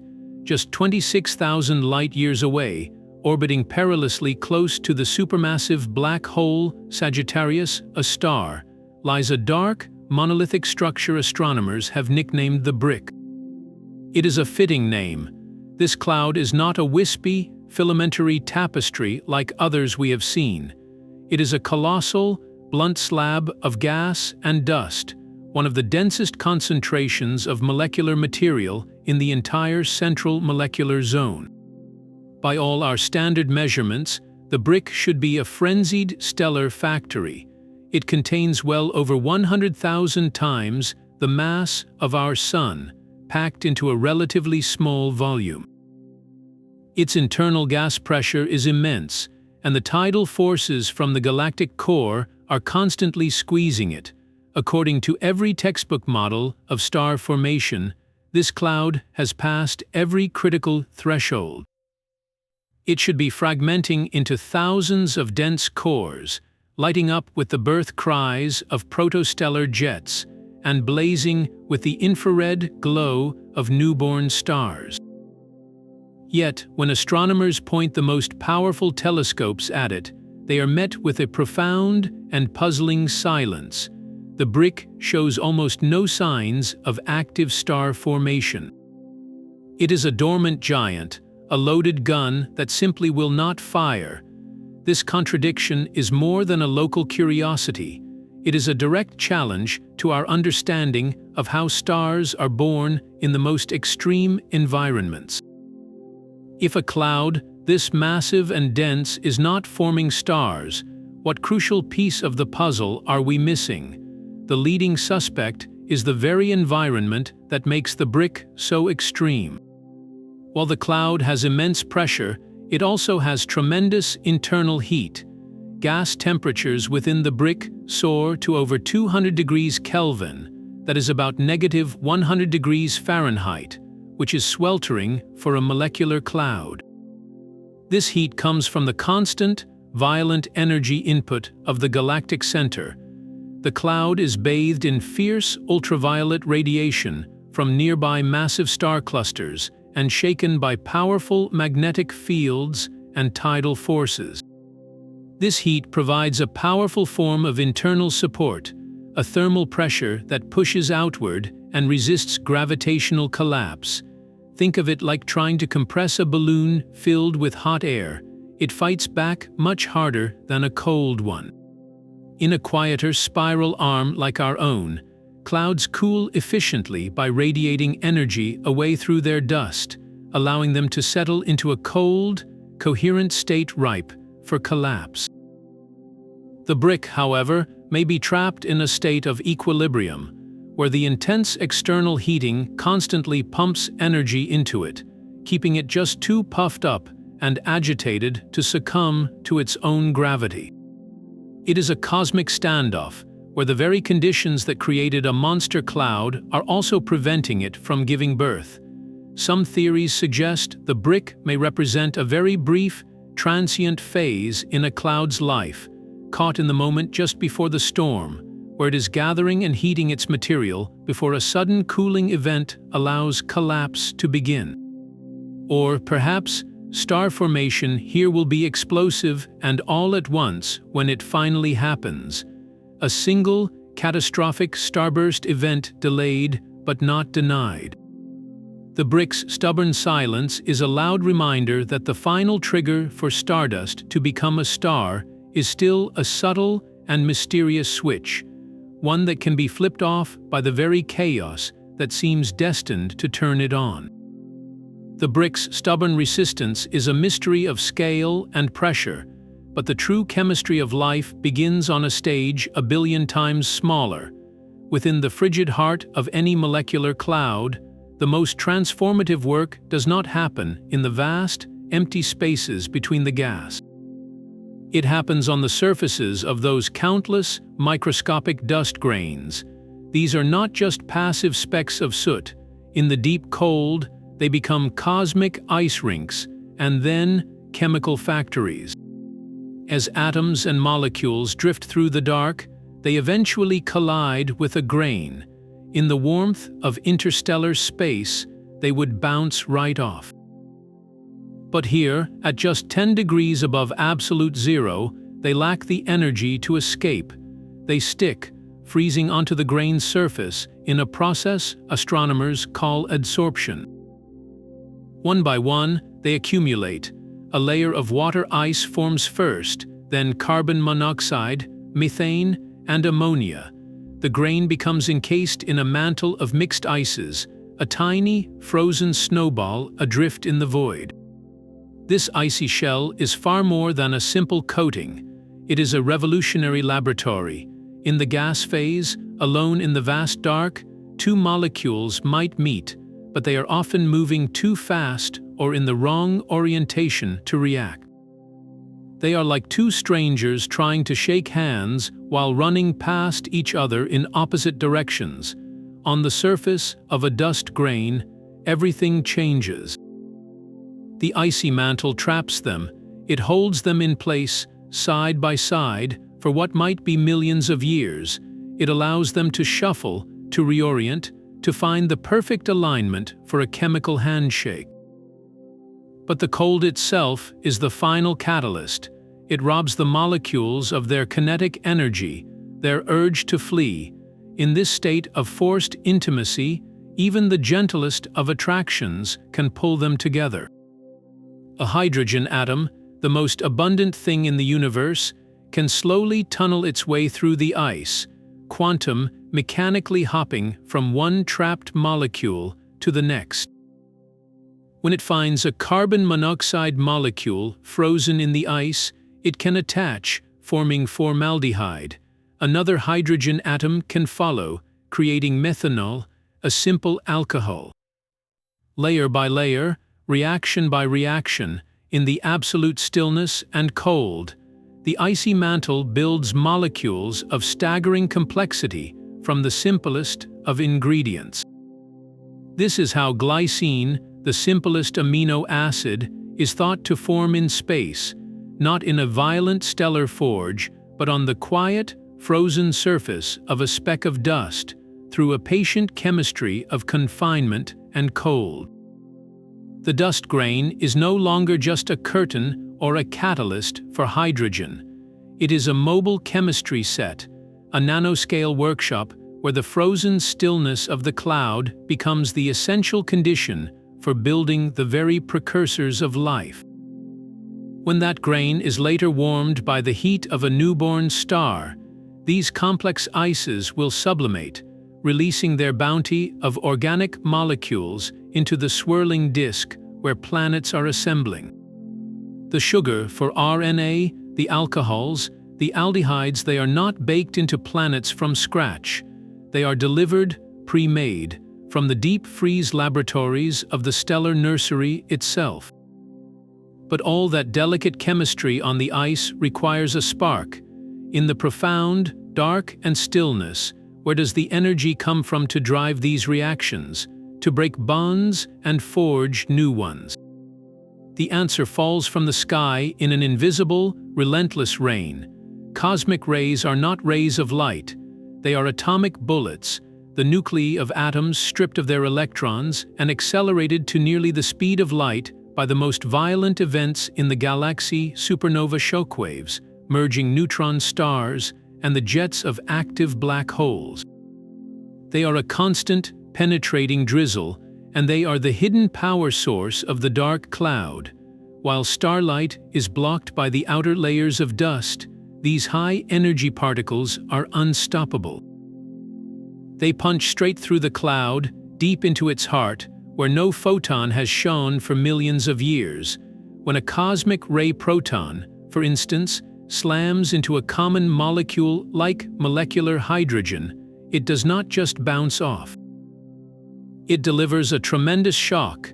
It can rip an electron clean off the molecule, creating a positively charged hydrogen ion, H2+.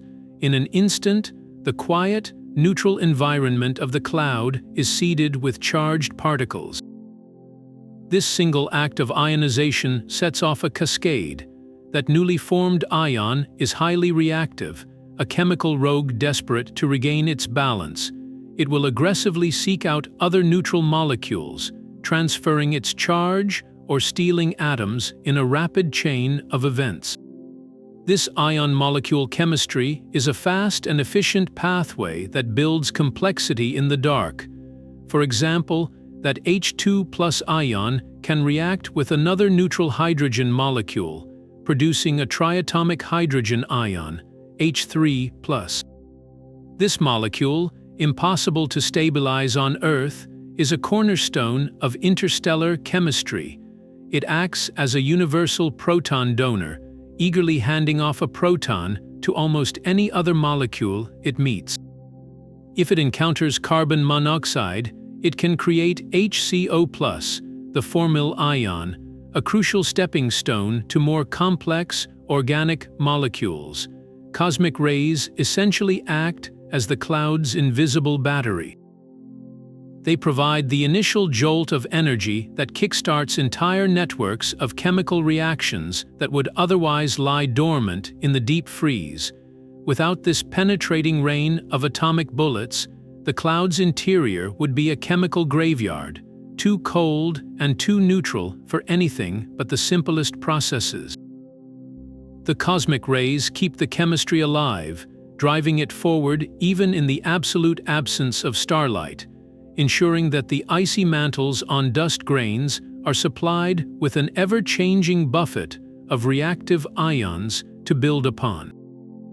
This means the very violence of the galaxy, its stellar explosions and cosmic accelerators, feeds directly into the recipe for molecular complexity, connecting the most energetic deaths to the quietest beginnings of chemistry. That relentless rain of cosmic rays seeds the cloud with chemistry, but it does not dictate the grand architecture of its birth. Look closer at the tangled web of filaments within any stellar nursery, and you will find a strange kind of order hidden within the apparent chaos. While the cloud as a whole churns with supersonic turbulence, its long, river-like filaments often move with a surprising unity. This is the phenomenon of velocity coherence. When astronomers use radio telescopes to map the motion of gas along these dark strands, they discover something counterintuitive. The material is not just clumped together in space, it is flowing together in time. Along the entire length of a filament, often stretching for many light years, the gas shares a remarkably similar velocity. It moves as one coherent stream, like a vast, slow-motion river in the void. This is not what you would expect from a simple knot of gas caught in a turbulent whirlwind. In pure chaos, every part of a structure would be jostled and thrown in different directions. The coherence tells us these filaments are not accidental wrinkles. They are fundamental flow structures, the galactic infrastructure for star formation. They act as cosmic aqueducts, channeling material from the diffuse reservoir of the wider cloud into the dense, star-forming cores that sit along their length, particularly at the intersections where filaments cross. Think of the entire molecular cloud as a mountainous watershed. The filaments are the rivers and streams, each gathering material from their tributaries and carrying it downhill. The dense cores at their junctions are the lakes, the places where the flowing material pools and concentrates, finally becoming deep and still enough for gravity to take over. This velocity coherence reveals the true function of the filamentary web. It is not a static sculpture, it is a dynamic transport system. The ordered flow along these rivers likely arises from the very forces that created them, the magnetic fields that guide the gas, and the large-scale turbulent flows that initially stretched and compressed the cloud into these elongated shapes. Once formed, the filament acts as a channel, funneling any new material that enters it into a smooth, collective drift toward the waiting gravitational wells at its nodes. This changes our understanding of how a star gathers its mass. It is not simply pulling in gas from a static, spherical cloud around it. It is being fed by a river. The protostar sits at the mouth of a filamentary stream, drinking from a flow of cold gas that may have begun its journey light years away. This coherent delivery system ensures a steady supply of fuel, directly influencing how massive the star can grow and how long its birth process will last. The quiet, unified flow within the filament is the silent conveyor belt that builds the stars, a hidden order within the storm that makes the chaos of creation possible. This river of gas delivers its cargo, but the final tally of stars tells a curious story. The census of suns in our galaxy holds a statistical mystery, one that begins in the dark clouds themselves. Based on everything we understand about gravity, turbulence, and fragmentation, there is a clear prediction. When a giant cloud shatters into pieces, it should produce far more tiny fragments than large ones. Think of shattering a pane of glass. You get a few big shards, a handful of medium ones, and a shower of tiny splinters and dust. The physics of a collapsing, fragmenting cloud should work the same way. For every single massive, brilliant O-type star born, there should be a veritable galaxy of tiny, dim red dwarfs, stars with a fraction of the sun's mass that burn their fuel with a frugal patience for trillions of years. This is called the initial mass function, and our models suggest it should be heavily skewed toward the smallest stars. Yet, when we count the stars in our cosmic neighborhood, the numbers do not quite add up. We do not see as many of those faint red dwarfs as we should. This is the missing low-mass stars problem. Where are all the tiny suns? One possibility is that our observations are simply incomplete. Red dwarfs are incredibly faint, emitting most of their light in the infrared. They could be hiding in plain sight, lost in the glare of brighter stars, or obscured by dust in the galactic plane. Our stellar census, especially for the smallest, coolest classes of red dwarfs, might still be profoundly incomplete, like trying to count fireflies while staring into a spotlight. New, sensitive infrared surveys are constantly finding more of these dim objects, suggesting we are still filling in the bottom of the stellar ledger. But another, more intriguing possibility challenges the very physics of the nursery. What if molecular clouds are not as efficient at making the tiniest stars as our theories assume? The process of forming a very low-mass star, or even a failed star known as a brown dwarf, is a delicate affair. It requires a small, dense core to collapse, but that core must also somehow avoid accumulating more mass from the surrounding river of gas. Perhaps the fierce radiation and winds from nearby massive stars, which erode the cloud, also strip away the outer layers of these infant low-mass cores, starving them before they can grow. Or maybe the turbulent flows that create the small fragments are also violent enough to tear them apart before gravity can secure its hold. In this view, the cloud itself acts as a filter, destroying or disrupting more of the tiny splinters than we calculated, leaving behind a population of stars that is slightly more weighted toward medium and larger sizes. This would mean the initial mass function is not a universal rule written solely by gravity, but a nuanced outcome shaped by the violent environmental conditions within each unique stellar nursery. The quietest stars might be the most fragile to birth, their faint light a testament not just to their modest size, but to their unlikely survival in the chaotic cradle that made them. The search for these faint, fragile stars pushes us to the very edge of our own galaxy, but the ultimate test of our theories lies far beyond its borders. To know if the rules we have pieced together are truly universal, we must look to other islands in the cosmic sea. Our nearest galactic neighbor, the Andromeda Galaxy, offers a stunning mirror.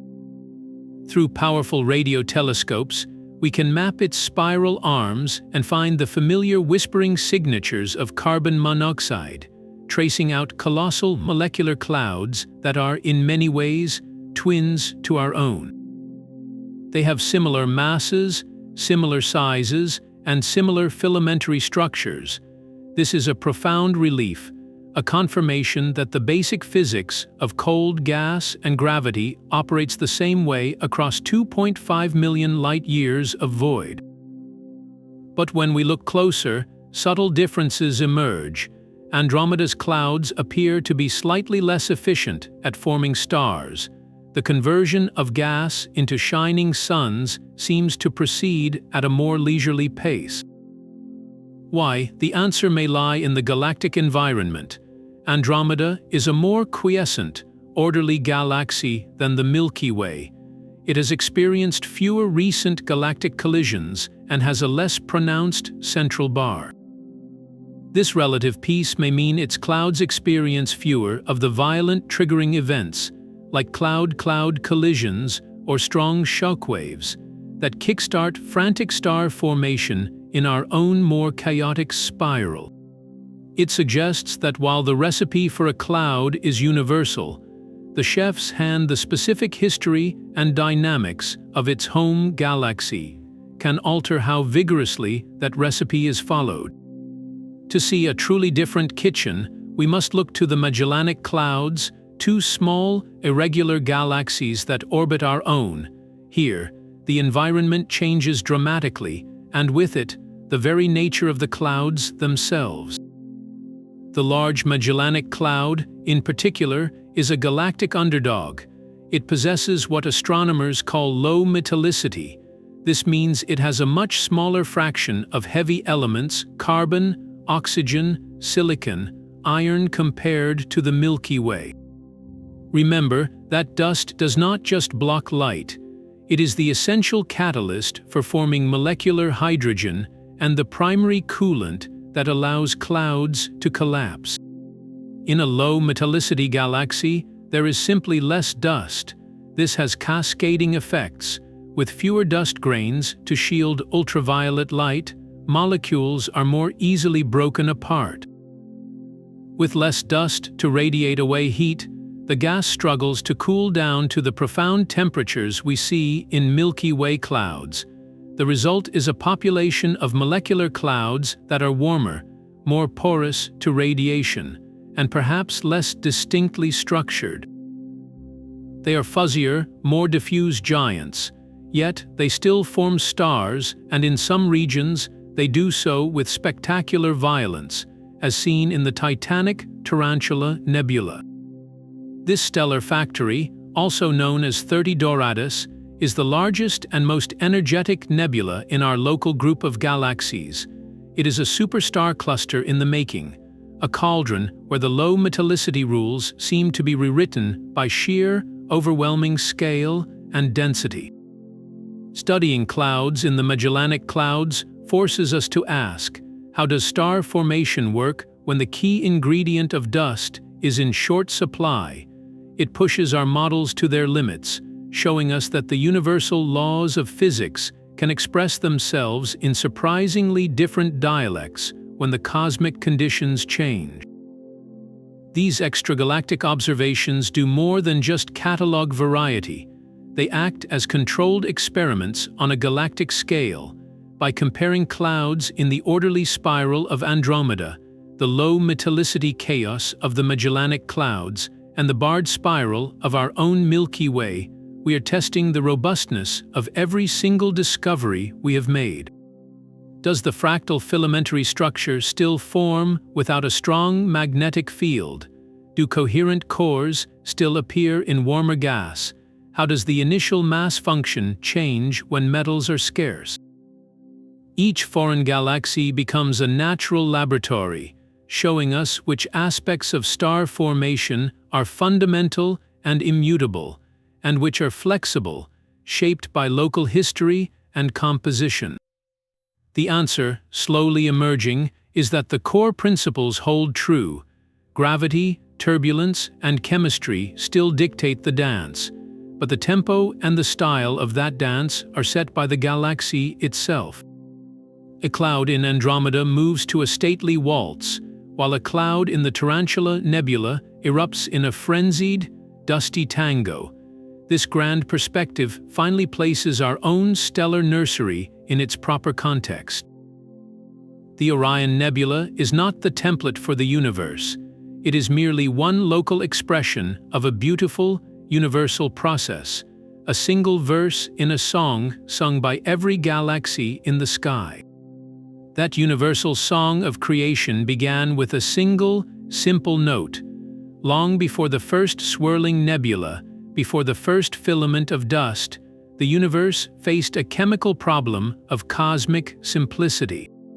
In the searing aftermath of the Big Bang, the cosmos was a featureless soup of nuclei and electrons, too hot and energetic for anything to stick together.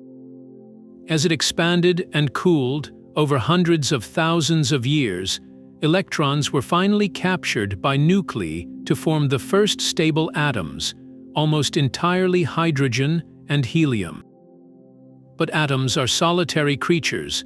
For chemistry to begin, for the universe to build anything more complex, it needed molecules, and for molecules to form, those solitary atoms needed to find a partner they could bond with in the still warm, thinning plasma.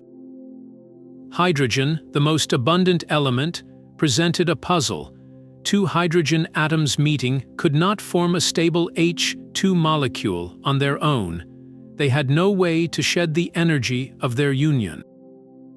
They needed a third body, a partner, and in that pristine early universe, there was no dust, no solid surface to act as a catalyst. The solution came from the second most abundant element, helium. Helium is a noble gas, famously aloof and reluctant to react with anything. But in that specific, fading heat of the early cosmos, a lone helium atom, still carrying a slight positive charge as a helium ion, could do what it would never do today. It could reach out and grab a passing hydrogen atom. The bond was fragile, a tenuous marriage of necessity, but it worked. This created helium hydride, He+, the very first molecule in the history of everything. For decades, it was a theoretical ghost, a crucial but missing piece of cosmic history. We knew it must have formed, seeding the universe for the later, more efficient production of molecular hydrogen, but we had never found it in the modern cosmos. Its signature was predicted to be at a very specific, far-infrared wavelength, a whisper lost in the noise of the interstellar medium. Then, in 2019, astronomers finally caught its echo.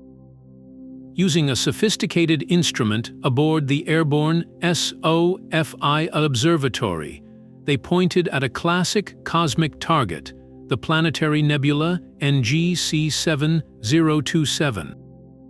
This is the glowing shroud of a dying sun-like star, a place of intense ultraviolet radiation and turbulent shocks. And there, in that violent, modern environment, they found the unmistakable fingerprint of helium hydride. The discovery was a time machine. The conditions in that nebula, with its harsh UV light and abundant helium, recreate in a small way the environment of the cooling early universe. The detection proved that our understanding of that primordial chemistry was correct. It also painted a startling picture of what the very first molecular clouds must have been like. They would not have been dark, dusty, and cold. They would have been brilliant and hot, glowing with the energy of a young cosmos. Without any heavy elements, there was no dust to provide cooling or to shield the gas. These primordial clouds would have been composed almost entirely of hydrogen molecules and helium hydride, swirling in a warm, diffuse fog. Their chemistry was limited to just a few simple reactions, a stark contrast to the rich organic soups we find today. Star formation in these first clouds would have been a different beast entirely, likely giving birth only to monstrous, short-lived stars that quickly forged the first heavy elements and spewed them out in supernova, poisoning the pristine gas with the dust and metals that would make all future clouds and all future life possible. Finding that first molecule in a modern nebula was not just about checking a box on a theoretical list. It was about hearing the first chord of the chemical symphony that would, over billions of years, build the complex and beautiful structures we now call home. The universe's first molecule was a whisper, but in the modern cosmos, some galaxies scream their birth in a single, blinding color. Far across the universe, astronomers hunting for distant quasars stumbled upon a bizarre new class of object. They appeared in their surveys as tiny, unresolved dots, but their light told a violent story. Their spectra were dominated by one thing, an intense, glaring emission line from doubly ionized oxygen, shining in a vivid, electric green. This earned them the whimsical, yet fitting, nickname, the Green Pea Galaxies. These are not majestic spirals like Andromeda. They are cosmic infants, or perhaps cosmic throwbacks, small, compact, and undergoing a paroxysm of creation so violent it defies our local experience. A green pea galaxy might be only a few thousand light-years across, a fraction of the size of the Milky Way, yet within that tiny volume, it is producing new stars at a rate that puts our entire galaxy to shame. If the Milky Way forms about one new sun per year, a typical green pea galaxy might forge hundreds. This is star formation as a riot, a frenzied, all-consuming fire. And behind that firestorm lies a single, inescapable implication. The molecular clouds within these galaxies must be unlike anything we see in our quiet spiral arm. To fuel such an explosive birth rate, the clouds themselves must exist in a state of extreme crisis. Imagine the normal, multimillion-year life cycle of a cloud in our galaxy, a long gestation of slow gathering, turbulent support, and sporadic collapse. Now, compress that entire timeline into a single, catastrophic burst. In a green pea galaxy, the clouds cannot afford the luxury of equilibrium. They are likely under immense external pressure, perhaps from galaxy mergers or relentless shockwaves crisscrossing the small galactic volume. This pressure squeezes them not gently, but violently, bypassing the usual slow dance of turbulence and magnetic support. It forces nearly all of a cloud's vast mass into a state of immediate, simultaneous collapse. The efficiency here is staggering. In the Milky Way, only a small percentage of a cloud's gas, perhaps 1 or 2%, ever actually turns into stars before the newborn suns blow the rest away. In a green pea galaxy, that efficiency must skyrocket. It is as if the entire cloud, every last molecule, is committed to the furnace at once. These are not nurseries, they are stellar assembly lines running at a suicidal pace. The clouds themselves must be warmer, denser, and constantly colliding, their chemistry accelerated by a relentless bath of hard radiation from the thousands of massive stars being born inside them. This creates a ferocious feedback loop. The stars ignite and instantly flood their own cradle with radiation and winds, which in turn compresses nearby clouds, triggering yet more frantic birth. It is a runaway chain reaction of creation, a mode of star formation so efficient and extreme it was thought to belong only to the earliest, most chaotic epochs of the universe. The green peas show us that this primordial fury can still ignite in the modern cosmos, offering a living laboratory to study the kind of conditions that built the first galaxies.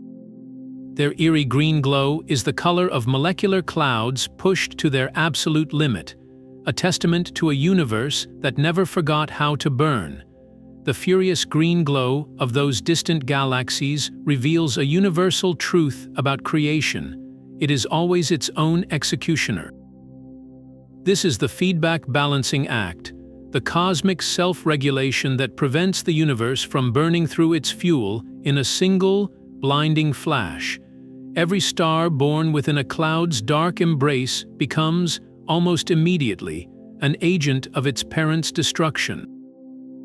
The most massive stars are the most potent regulators. From the moment they ignite, they flood their surroundings with ultraviolet radiation and powerful stellar winds, a relentless torrent of energy that acts like a cosmic sandblaster against the remaining gas. This radiation heats the cloud's surface, ionizing atoms and causing the gas to expand and stream away into space in a process called photoevaporation. The beautiful pillars we see in nebulae are the last monuments to this erosion, dense knots of gas being boiled away even as new stars are born at their tips. But the feedback does not stop with gentle evaporation. The winds from these massive stars are supersonic hurricanes, carrying away vast amounts of mass and carving immense cavities in the cloud.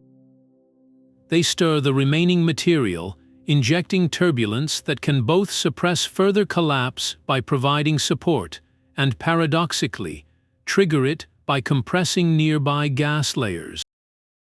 This is the first level of the balance, a constant push and pull where the energy output of newborn stars directly influences the environment that might create their siblings. The feedback reaches its crescendo with the final act of the most massive stars, the supernova. When one of these giants explodes, it delivers a cataclysmic shockwave of energy that can rip through a cloud complex, shredding it and hurling its enriched remains back into the interstellar medium. This is the ultimate dispersive force, the event that definitively ends a cloud's life as a stellar nursery. Yet, in a stunning twist, this same destructive shockwave can become the trigger for the next generation. As it plows into a neighboring, quiescent cloud, it compresses the gas, potentially igniting a new round of star formation. This creates the breathtaking cycle we see, where death seeds new life on a galactic scale. The efficiency of this entire feedback loop is what sets the star formation rate for a galaxy. In a quiet spiral like our Milky Way, the process is relatively slow and self-regulated. Clouds form, stars are born sporadically, and their combined feedback gently disperses the nursery, preventing a runaway starburst. But in a galaxy experiencing a merger or one with low metallicity like the green peas, the balance is upset. The feedback mechanisms may be less effective, perhaps because there is less dust to absorb radiation and launch stronger winds, or because the sheer density of clouds overwhelms the dispersive forces. This allows star formation to proceed at a frantic, inefficient pace, consuming gas in a blaze of glory. The feedback balancing act is why our galaxy is not a continuous sheet of light, but a tapestry of dark lanes and bright clusters, a slow-burning engine of creation where every new star writes the rules for the ones that may or may not follow. Even as stars sculpt their nurseries with furious feedback, the coldest corners of the universe hold a perfect, frozen stillness. The European Space Agency's Planck satellite, designed to map the afterglow of the Big Bang, made an unexpected discovery while scanning the entire sky. It found tiny, intense spots of cold, not in the vast emptiness between galaxies, but right here in our own galactic backyard. These are the Planck cold clumps, dense knots within molecular clouds so profoundly frigid they defy belief, some chilled to a mere 7 degrees above absolute zero. That is just 7 degrees above the point where all motion ceases. To put that in perspective, the background temperature of space itself, the leftover glow from the Big Bang, is about 2.7 Kelvin. These clumps are only a few degrees colder than the universe's baseline chill, meaning they are among the coldest naturally occurring objects ever detected. They are not just cold spots, they are deep freezes within the already cold cloud, pockets where the normal processes of pre-stellar heating have not yet begun. They represent a stellar embryo in its absolute first moments, a snapshot of a star's future cradle caught in the instant of its final quiet before the long collapse. Inside these clumps, the gas and dust have reached extraordinary densities, but they remain in a state of perfect equilibrium, a balance so delicate that not even the faint warmth of a future protostar has begun to stir. There is no internal heat source, no gentle glow from contracting gas, no whisper of forming molecules releasing energy. All the heating mechanisms we associate with stellar infancy, cosmic rays, turbulent friction, the gentle compression of gravity, are being perfectly matched by the clump's ability to radiate that tiny energy away into space. It is a cosmic object in a state of maximum cool, a deep breath held in the dark. For astronomers, these Planck clumps are more than just curiosities. They are pristine laboratories. Because they are so cold and so early in the process, Their chemistry is uniquely simple.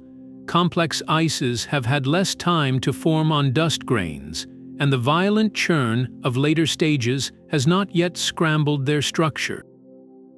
By studying them, we can peer back to the initial conditions of star formation with unprecedented clarity, seeing the raw materials just as they are gathered, before the recipe of creation even begins to cook. These frigid specks are the universe's cleanest slates, and in their near-absolute zero silence, they hold the purest blueprint for how a sun is born. That deep freeze holds the simplest ingredients, but a major part of the cosmic dust is not cold or simple at all. It is built from sprawling, elegant structures that glow with a hidden signature.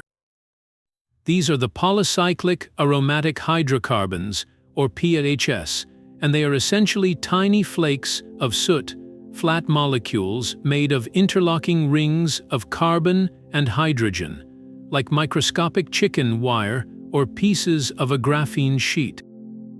They are not rare. In fact, they are one of the most abundant families of organic molecules in the universe, a major component of the interstellar dust that fills every molecular cloud. Yet, for all their abundance, they remained hidden to us for most of astronomical history, because they do not reveal themselves in the ways we were used to looking. They do not sing in the radio like carbon monoxide, and they are too small to glow with thermal heat like large dust grains. Their secret is written in a different kind of light. When a PAH molecule is struck by a single photon of ultraviolet light from a nearby star, it does not just warm up gradually. It absorbs that energy and becomes electronically excited, vibrating intensely like a tiny, struck bell. To settle down, it must shed that energy, and it does so by re-radiating it, not as one color, but as a series of very specific infrared wavelengths. This creates not a single line, but a distinctive forest of emission bands, a comb-like pattern of infrared light that acts as a perfect fingerprint. When the Infrared Space Observatory and later the Spitzer Space Telescope first mapped the sky in the infrared, they saw this signature everywhere. It painted the inner walls of the cavities carved by massive stars. It outlined the photodissociation regions where starlight meets cloud, and it even permeated the diffuse medium between the stars. The dark clouds were suddenly adorned with this intricate, glowing filigree, revealing that a significant portion of what we thought was simple dust was actually a haze of complex organic molecules. This was a revolution in our inventory of the cosmos. We were no longer just mapping gas and dust. We were mapping the distribution of carbon-based architecture on a galactic scale. But these molecules are far more than passive tracers. In the economy of the cloud, PAHs play a dual and paradoxical role. In the harsh, exposed surfaces of a cloud, bathed in ultraviolet light, they are agents of destruction and heat. When they absorb that UV photon and re-emit it in the infrared, they are effectively converting the destructive energy of starlight into harmless heat. This process is a crucial coolant for these photodissociation regions, helping to radiate energy away. However, that same absorbed energy can also be transferred to the surrounding gas. An excited PAH molecule can collide with a hydrogen atom and give it a kick, heating the gas slightly. In the tenuous outer layers of clouds, this PAH-mediated heating can be a significant factor, helping to set the temperature balance and prevent the gas from cooling too efficiently. Yet, deeper inside the shielded heart of the cloud, where UV light cannot penetrate, their role may flip. There, in the dark and cold, these large, flat molecules could settle onto the surfaces of dust grains. Their sturdy, ring-filled structure might provide a stable platform, a sort of molecular scaffolding upon which other atoms and molecules could assemble, potentially fostering the formation of even more complex organic materials.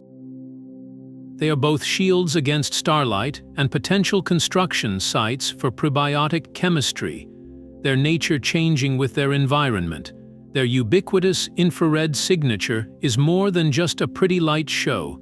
It is the glow of a vast, carbon-rich workforce, silently managing the energy flow and chemical potential of every stellar nursery in the galaxy.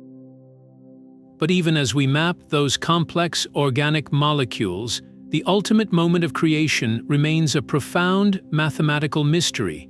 At the very heart of the collapse, where a dense core surrenders completely to gravity, our physics hits a wall. Imagine following a single speck of dust and gas all the way down into the forming heart of a protostar. For most of the journey, our equations work beautifully.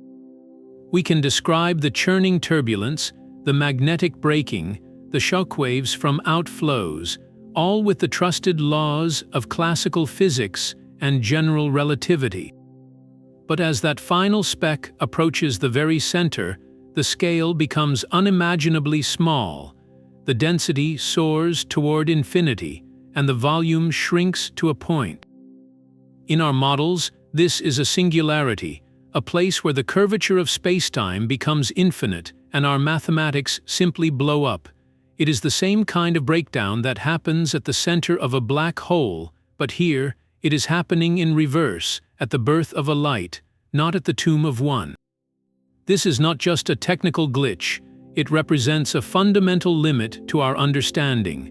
We cannot describe, with our current tools, the precise instant when a chaotic cloud of gas officially becomes a distinct stellar object. The problem is one of scale.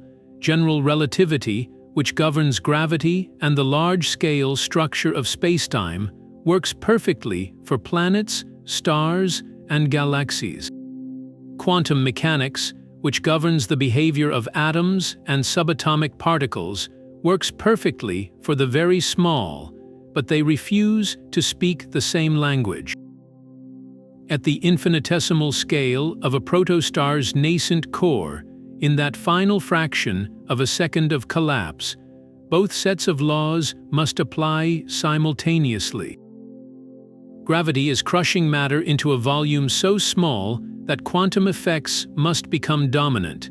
Yet, we have no complete theory of quantum gravity to tell us what happens. It is like having a perfect map for continents and a perfect map for individual atoms, but no map at all for a single city block. That city block is where a star is born. So, what do our broken equations imply? They suggest that before the nuclear furnace ignites, there may be a state of matter so extreme it defies our current labels.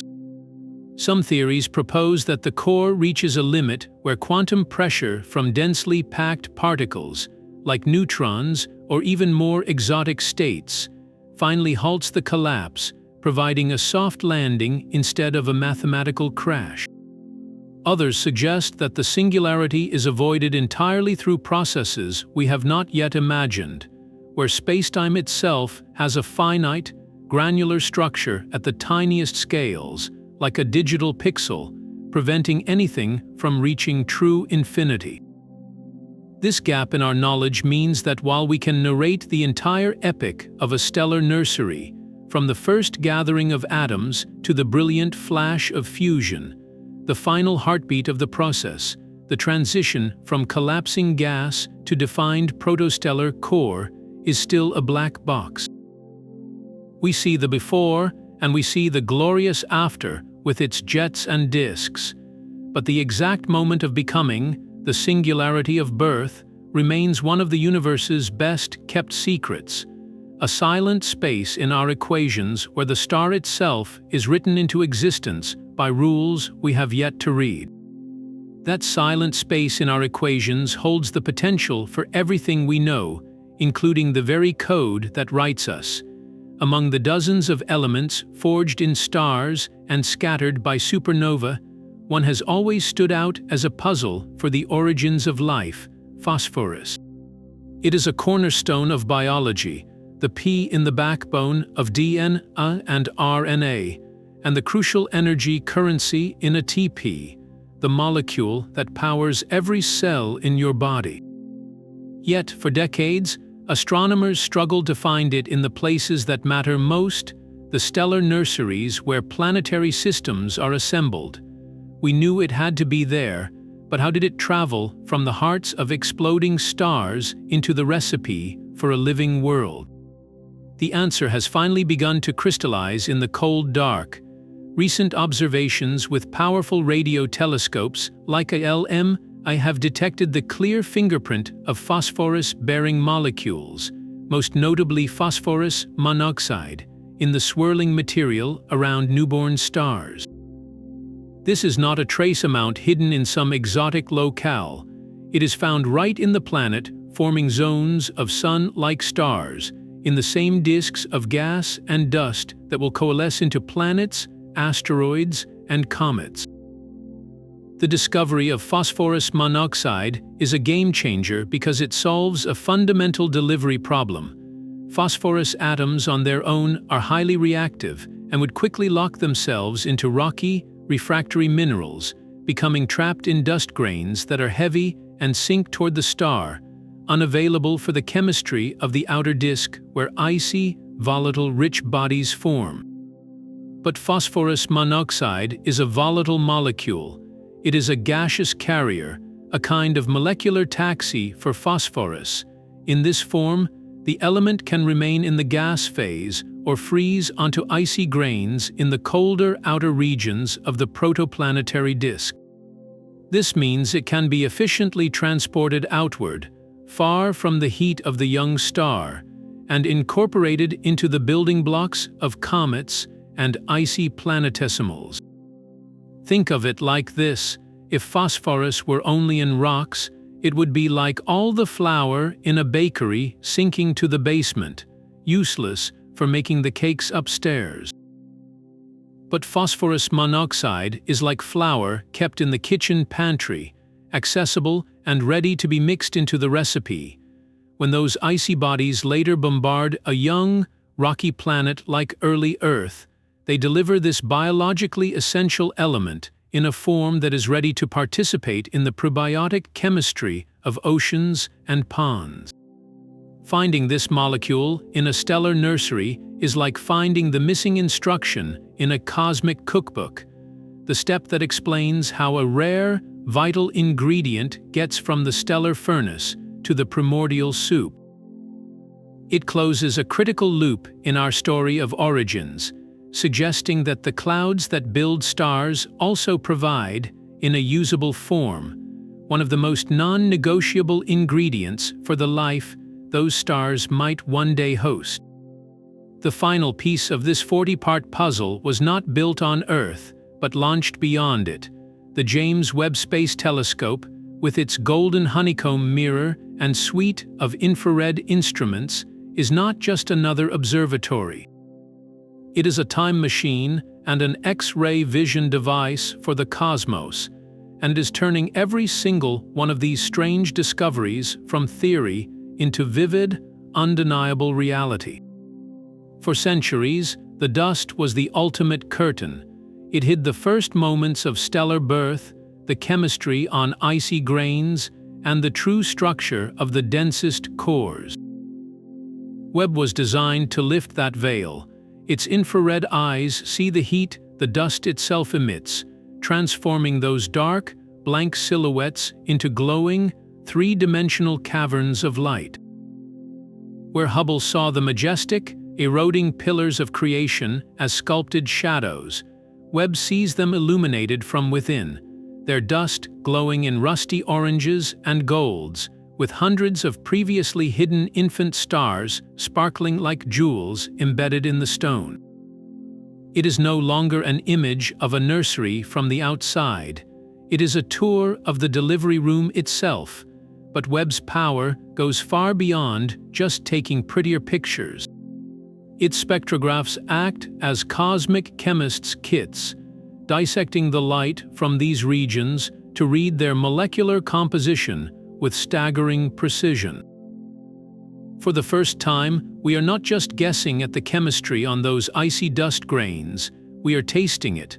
Webb has already identified a rich menu of frozen molecules: water, carbon dioxide, carbon monoxide, methane, ammonia, and even more complex organics coating the grains within dark clouds and protoplanetary disks. It can distinguish between ice that is pure and ice that is mixed, telling us about the thermal history of the cloud and the order in which these molecules froze out. This directly tests the theories of surface chemistry we discussed, showing us the icy laboratories in action. The telescope's vision is also piercing the most energetic feedback environments.